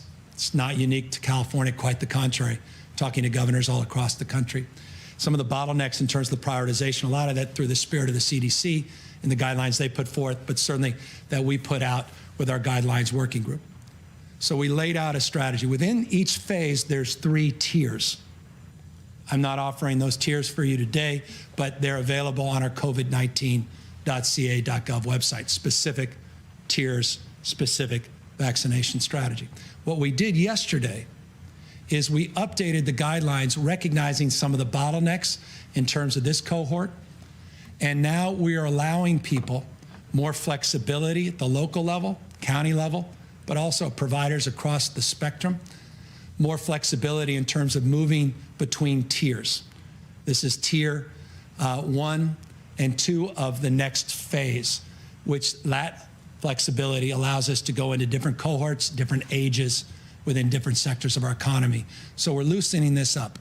We have a specific goal of 1 million vaccinations within the next 10 days that we want to administer, and that's part of our vaccination plan. Now, money that we have in the existing budget, we are halfway through the fiscal year, existing budget, a lot of that came from the original CARES Act. We're using those resources right now to advance this cause, to support our county hospitals, or rather support our county local health offices, and to support those that are partnering with us in this endeavor. A lot of money went directly to the counties, LA County notably, not just to the state. We also partnered with Walgreens, and we partnered with CVS. Walgreens and CVS, as part of our vaccination plan, are distributing vaccinations in our skilled nursing facilities in our other congregate settings. So that's all part and parcel of the broader vaccination plan. This new money that we'll put up will help support those existing efforts, help amplify areas, in this case, which need to be amplified, and that is culturally competent, peer-to-peer engagement to encourage communities that have historically, and for good reason, felt reticent to take vaccines, to begin to have those vaccines more safely administered. We want to do more PSAs. We want more partnerships with CBOs. That is part of the work we're doing in real time with the legislative support. In fact, we had a number of legislators on yesterday, a Zoom call, talking about some of these efforts as a preview to this year's budget. They'll all be part and parcel of our trailer bill. So if I could just follow up quickly, Governor. So I think what part that I hear you saying is that some of this is to be determined. 372 million feels like a very specific number, so I thought there might be more detailed plans on that. But as a part of this too, who ultimately is accountable in California for the vaccine distribution? If it goes well, if it doesn't go well, who does the public hold accountable? Well, they always hold the governor accountable regardless. And so you will, others will, when in doubt. Things go well, they'll celebrate the success of all the local partners. It's part and parcel of any role of responsibility. I'm used to it. Being an entrepreneur, at the end of the day, buck stops with the person that had the privilege of signing the paychecks as mayor and certainly as governor. So I recognize that role and responsibility. It's interesting. It's not just an interesting point.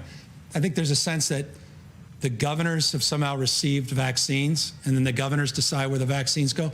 The state of California has not received 1 dose of vaccines. The state didn't receive any. The state was a conduit through these advisory committees of where the vaccines go. And it goes to local partners well established. I'll remind folks who may not be familiar, every year the state of California distributes roughly 19 million doses of the flu vaccine.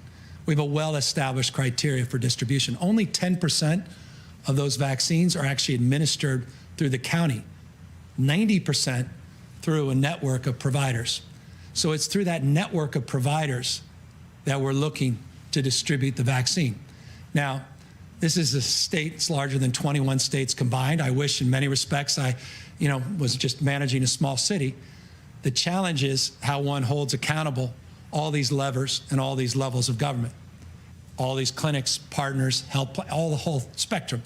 And therein lies the challenge in application and implementation. And so we're working through all of that. We had a wonderful call yesterday with, panoply of leaders, business leaders, labor leaders, local, state leaders, folks at Planned Parenthood, community clinics across the spectrum, hospitals, and the like, as well as dental association, medical association, legislative leaders, trying to work through all of these nuances and details. We socialized the $372 million. And by the way, Keely will get up, and I recognize you want the actual $372 million. Keely will come up in a moment on the budget, talk about broad strokes, what that trailer bill will actually look like, because there is a framework, and that is a specific number based upon the framework of building supports based on existing plans. But what I give you is a preview of a framework that we're working off of broadly, where those dollars will be distributed. And so we'll work with these partners. We have a lot of work to do. And but at the end of the day, Governor takes responsibility for whatever anyone wants to put on his or her plate, and I happily accept it.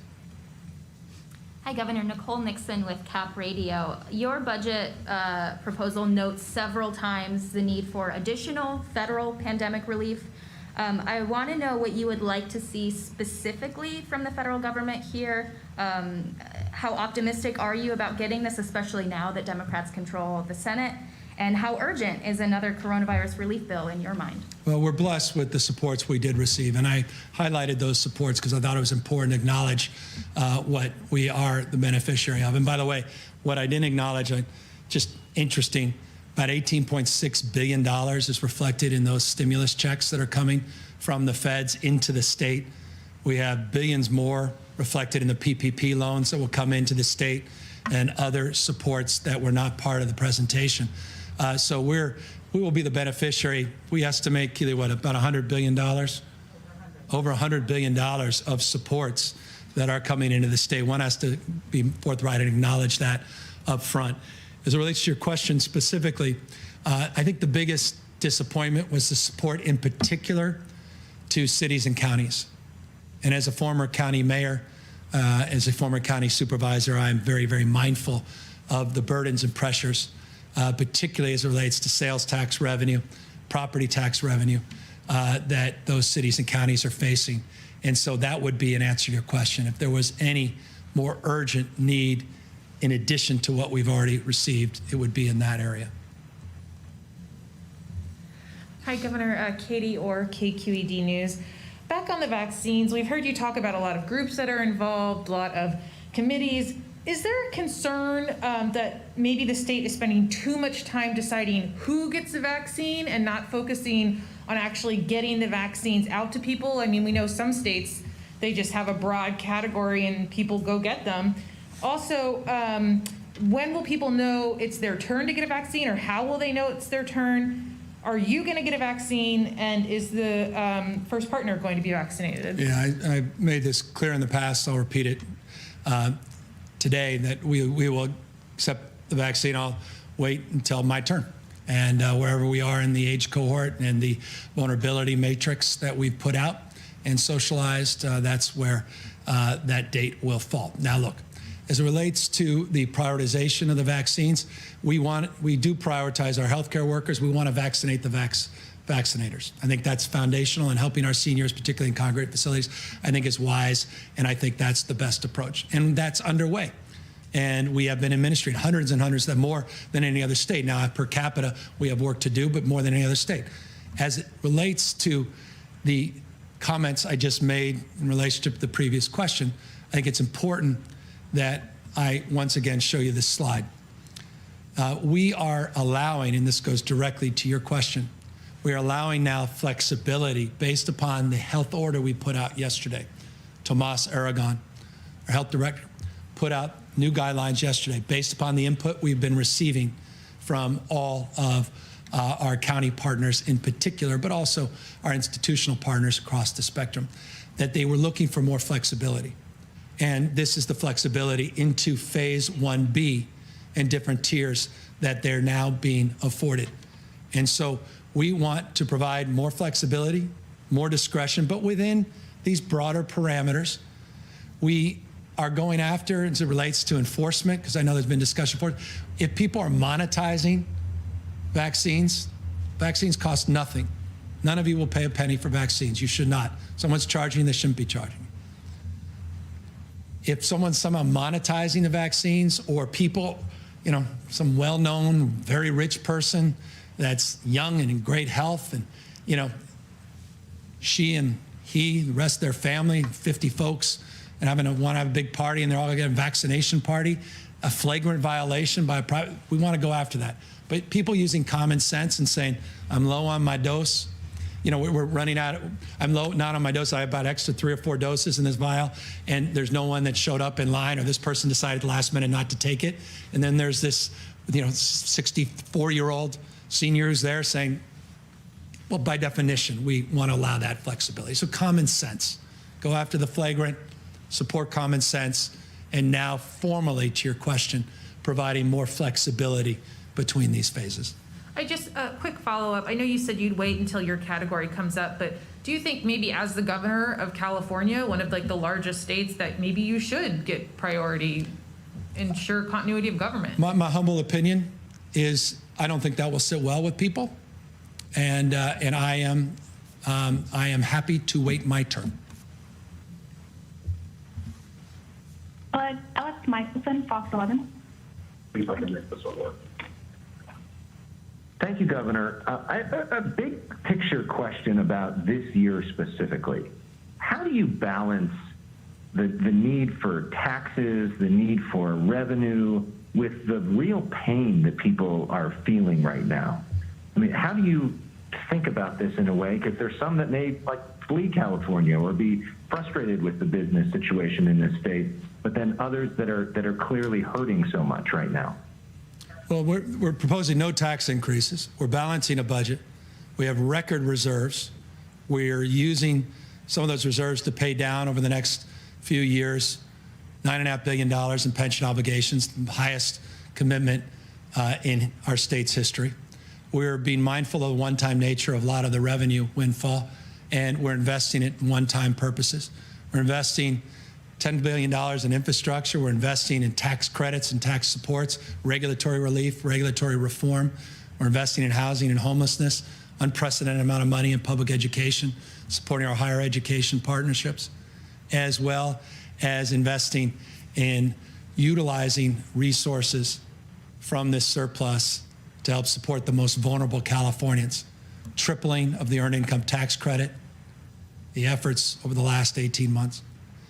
Investments unprecedented in terms of getting money in the pockets of the most vulnerable Californians, $4 million with that $2.4 billion Golden State appropriation that we hope to advance.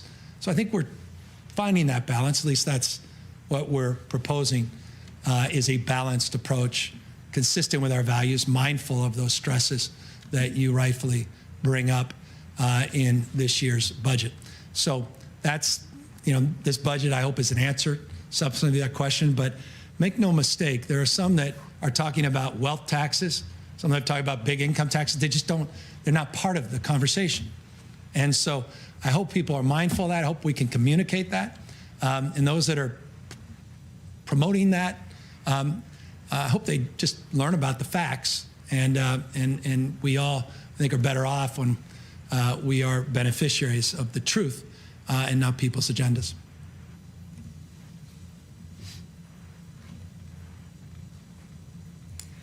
Hi, Governor Maribel Lopez, Univision 19, and my question is about the stimulus golden package. There are communities out there that they lack of information, they don't get enough information. They maybe understand that money is coming, help is coming, but they need more information. Do you plan to assign, besides the California Franchise Tax Board, more organizations that can help these people? Well, the answer is yes. We have an amazing partnership called Listos. Listos has been established through the Office of Emergency Services. Listos has been central in our efforts to reach out to diverse communities across the spectrum in a very culturally competent way, bottom up, as it relates to our emergency management, wildfire mitigation, and recovery efforts. We are specifically now in this budget asking the legislature to approve additional supports for Listos to advance the effort to address socioeconomics and address the utilization of a similar framework for Listos to more broadly engage communities in terms of eligibility, in terms of information, across the spectrum of supports, accessing the I-10 under the EITC. And forgive me, I'll provide folks more information about that another time, to provide resources, or rather information about resources in our rapid resource program for mixed status families and for newcomers into the state of California and refugees, to provide information on our Housing to Harvest program, which is an incredible partnership with our farm workers, to provide more information, more supports in that space. Number two, in addition to Listos helping broaden that engagement and that support, we also have taken our lessons learned from our census. California put more money up, I think even on a justice per capita basis, than probably any other state, at least most other states, to supplement our census efforts. Stubborn, difficult process. There was some success, there were some lessons learned. We're taking all of that and the construct of partnership that was established with community-based organizations, as well as state partners, individual actors, and we are now using those lessons and beginning to translate those efforts into more testing and more vaccination outreach efforts.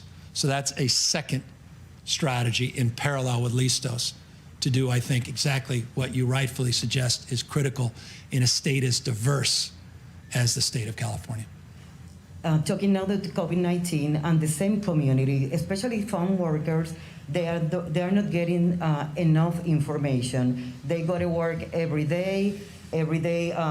Some of them, they get sick. Others live in fear of getting sick.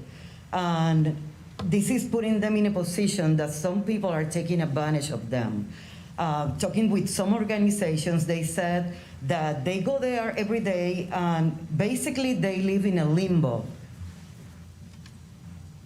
Yeah, look, we have prioritized our farm workers in our second tier, which is our tier beyond healthcare workers and seniors in congregate facilities, as a top priority in terms of accessing the availability of the vaccines. Our community partnerships that I just framed as it relates to the census partners that were critical in working with farm worker community are now being utilized to help support not only in terms of accessing vaccines, getting additional port for testing, but also that Housing for Harvest program that I mentioned, which is specifically tailored for farm workers. We also have provided new rules and regulations, though we are now in a abeyance frame, but it's nonetheless important to note, with Cal OSHA to help support some of the gross violations of people that are abusing farm workers.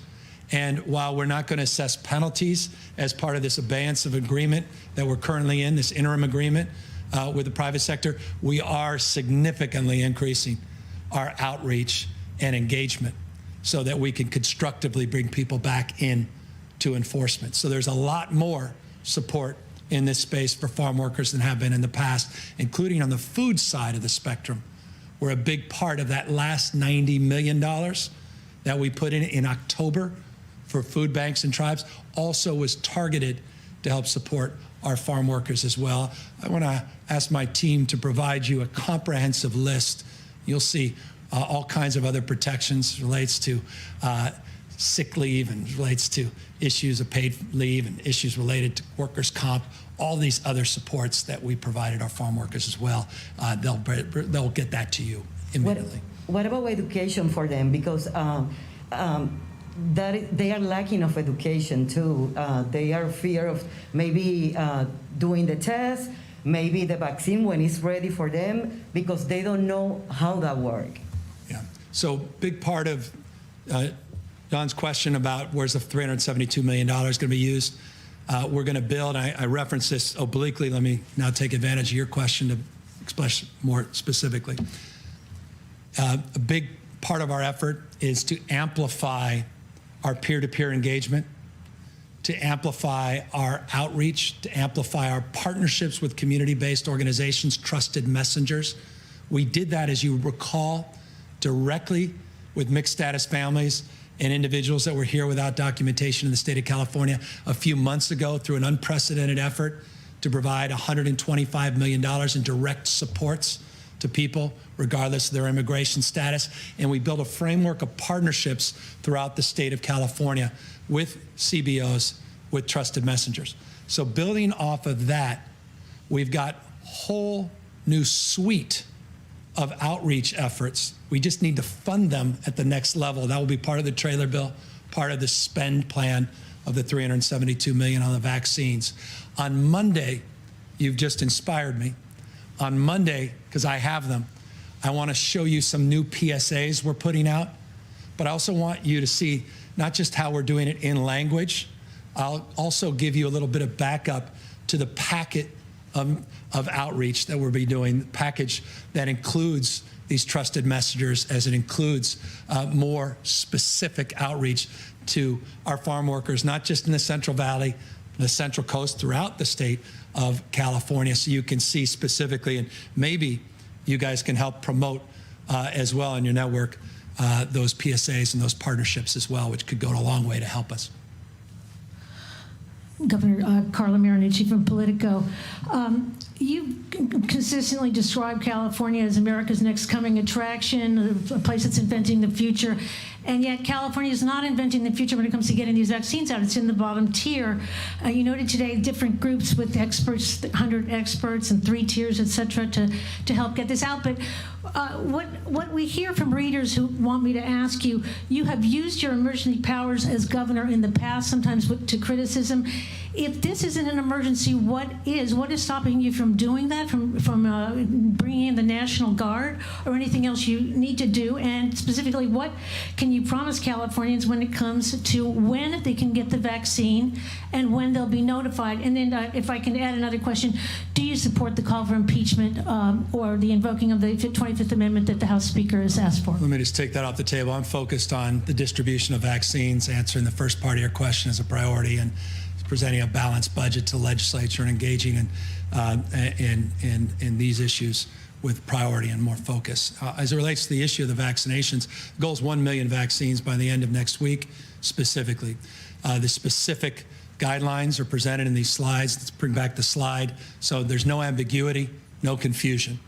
And I want to encourage people to go to the covid19.ca.gov website, covid19.ca.gov website, and learn more about where the prioritization is in terms of these vaccines. I'll remind people, we're in receipt of 2,050,000 doses as of last night.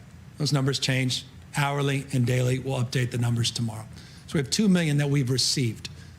We have 3 million people that are in that first cohort. Even if all 2 million doses were applied, it represents a de minimis number of Californians. There's simply no other doses that we have to distribute. That's frustrating for everybody. But I also think it's an important point to remind people of. If this nation, and by the way, California is not unique. If we're today at just shy of 30% distribution of the vaccines, some are 20, 25, we were 25 3 days ago, we may be at 33, we were 33% a few days prior, which was one of the top tier. I mean, it just goes day to day, it depends when you look at the data.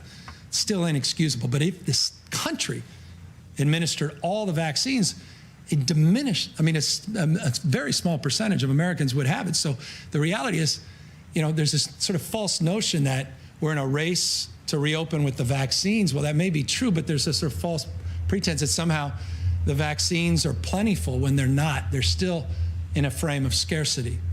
And so we are preparing for the day where there's a framework of abundance. And we look forward to that with the next administration.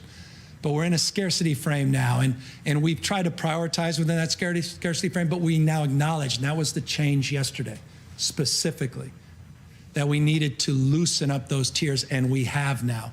So we're gonna see faster administration. You'll see that. Hold me accountable, you will. Next week, I told you the goal, $1 million. End of the week, 10 days. So that's the goal, specific goal, we have a specific plan. Trying to hold folks accountable at all levels, across the spectrum. That was our deeper conversation yesterday after 100 conversations over the course of the last many, many months. We've been working on this for some time. Similar struggles are happening most other states in the country. Not an excuse. So we are committing ourselves with resolve to address those issues. And I'm very mindful of the urgency to do so. So as more vaccines come into the state, we will then broaden the spectrum to include the folks on this slide. This is phase 1C. This may include many more of you, folks that are watching, folks that may be here, maybe even you, Carla.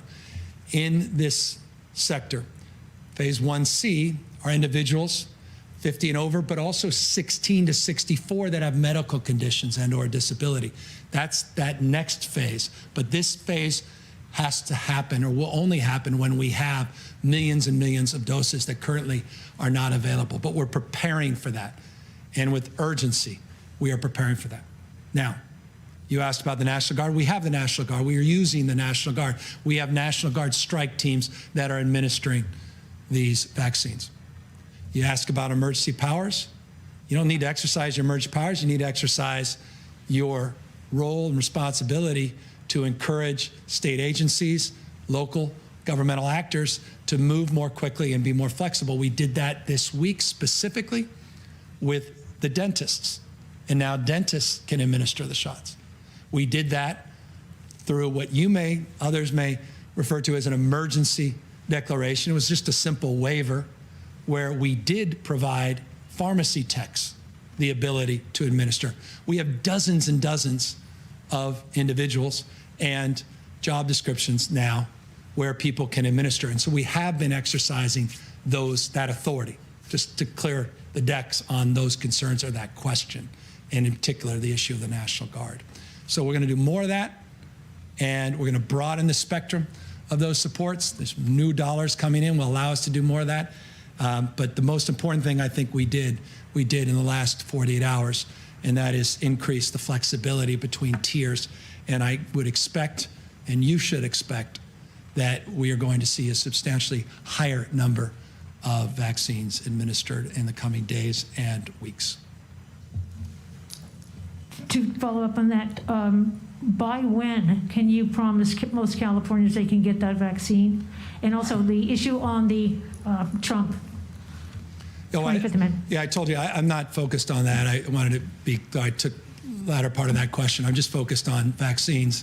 I'm focused on the budget. So forgive me on the latter part of that question and the follow-up. But specifically, again, when will the majority, which suggests 20 million Californians, have access to the vaccine? No human being, the president on down, current and future president, Anthony Fauci himself, could not answer that question. The CEO of Pfizer can't answer that question. The CEO of Moderna, J&J, folks out there at Oxford can't answer that question. It's when the vaccines are produced at scale and made available to the state, then we can answer the question, 20+ million Californians can have access. We're hoping that happens in the first quarter of next year, or this year. And we're hoping by April, May, we're really starting to scale across all of these phases, across all of these tiers. And we've dealt substantially with all of the impediments and all the logistical challenges. But we are in a scarce frame, just 2 million doses having arrived, 4 million people, prioritizing the vaccinators that vaccinate, or rather, we want to vaccinate the vaccinators and healthcare workers as a first priority, and then seniors in congregate facilities.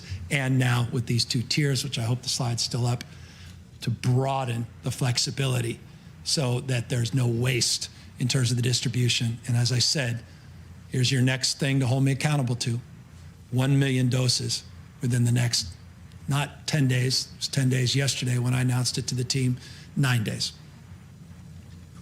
Hi, Governor. Ashley Zavala with Nexstar Media Group. I know on eviction moratorium extension, you want the legislature to work within the coming weeks on this. I was wondering if there's a date, a month, a time in 2021 that you're hoping to extend it to. That's part of the negotiations, part of the give and take, part of the back and forth. What made the last negotiation successful is that every time I was asked about it in public, I didn't answer the question specifically in an effort to create a process of trust with the critical groups that we're currently negotiating with, and to express my respect for the legislative leaders that are working overtime to advance this cause. I'll maintain that stubbornly, I know, and forgive me in advance, as we are engaged now in the midst of engagement with all of the parties and legislative leaders on this extension of this moratorium that's due to expire on the 31st of this month. On that note, what do you say to Californians who are facing that deadline, in a matter of weeks? That we are resolved, we are committed. The reason I amplified the point today on multiple occasions in this presentation is that it's a top priority for me, and I know the legislative leaders, and so we are going to find a way to get it done, just as we did the last time. So that's what I would say. We see you, we hear you, we're very mindful of your anxiety, your stress, and we will get something done. Hi, Governor. Alexi Casa from the San Francisco Chronicle. You mentioned a couple days ago wanting to use this budget process to more quickly get the federal rent relief to Californians, but we haven't heard any specifics yet on how that's going to happen. So what is the state specifically doing to get that money to people? When should people who need it expect to get it, and how? So it's $2.6 billion. 1.4 comes to the state. 1.2 billion of the 2.6 goes to districts with populations larger than 200,000. There's flexibility that resides within both buckets.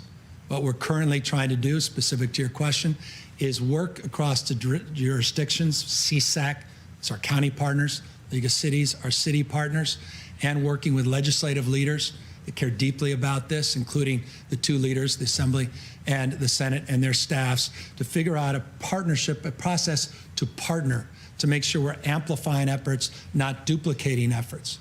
We have to be mindful of a spectrum of considerations. You may recall in the deal that we established and announced late August that expires on January 31st, that there's a payback provision of 25% that goes into effect. There's also considerations, not just, as I noted earlier, tenants, but also small landlords that are under the gun and stressed as it relates to banking relationships and the like. And so all of those have to be considered. We are in the midst of exchanging ideas, not only with legislative leaders, but key coalition partners, the same partners that helped us bring this original deal to the fore, and ultimately through the legislative process and signature. So all of that's happening in real time. Now, on the $2.6 billion, it's important to note, that's the commitment from the feds. Those dollars are just starting to come in. So we can't put something out that hasn't come in yet. And so those dollars are coming this week. We're starting to see some of the loosening of the dollars. Other dollars are starting to come in across the spectrum. And so as quick as they come in, once we have the appropriate framework, we'll get those dollars right out. And so there's urgency across the spectrum.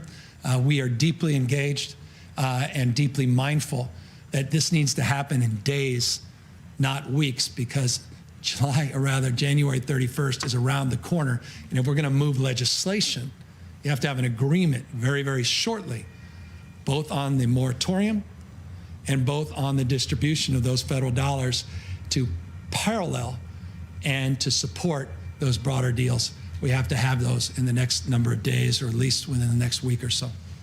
So, given the urgency that you recognize, is there a timeline at this point for when people might expect to receive that money? Are you looking at some kind of application process? I mean, what is the framework that you're developing? We're figuring out that there is no framework that's been pre-established. So we have to determine the framework.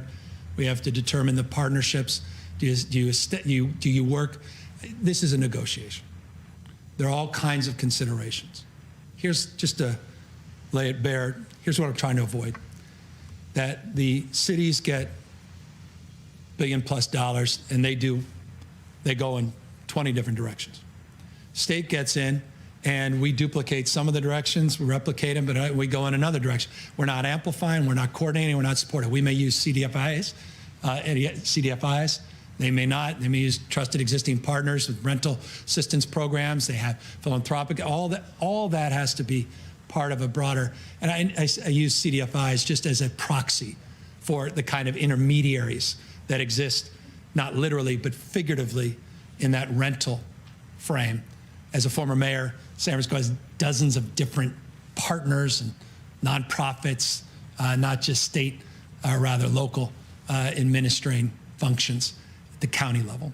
So the state's mindful of that. We're working through all those issues. We're trying to figure out what the rules and flexibility are with the federal dollars, see how far we can go. So all of that's just happening. All I can say in real time. I wish I could announce the details of a detailed proposal, but at this moment, we're in the middle of those negotiations. And then one more follow-up on Katie's question from earlier. You've had to quarantine twice in the past 2 months because of exposure to the coronavirus. So why, given the fact that it has directly affected you, do you still feel it's more appropriate for you to wait on a vaccine? Let me be candid with you. I have people that have my cell phone that are desperate for a vaccine. And I'm just being honest with you as a human being. When I just had a back and forth with someone that used to work for us, incredible woman, worked for me at the Health and Human Service Agency when I was a county supervisor, retired when I became mayor. Her husband's very ill. He's desperate to get the vaccine. And I spent a good deal of time trying to help her just because my heart was heavy. And all I can think about is, I'm going to get a vaccine before he does. I can't do that. That's my answer.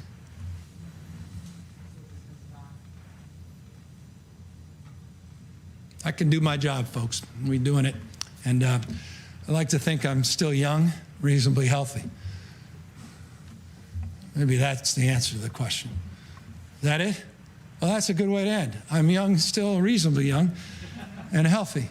Not sure after those questions, but God bless all of you. Thank you for the privilege of this time. And now for the show you've been waiting for, which is the, and by the way, let me just thank Keely and her team, as always. Forgive me. Rock star budget team, our finance team, HD, who, we joke. I say, who's the HD of this agency? He's a Brandon of himself. These guys are remarkable. Keely's done another amazing job, and her entire team. I know she'll recognize them. Thank Ana Montesantos.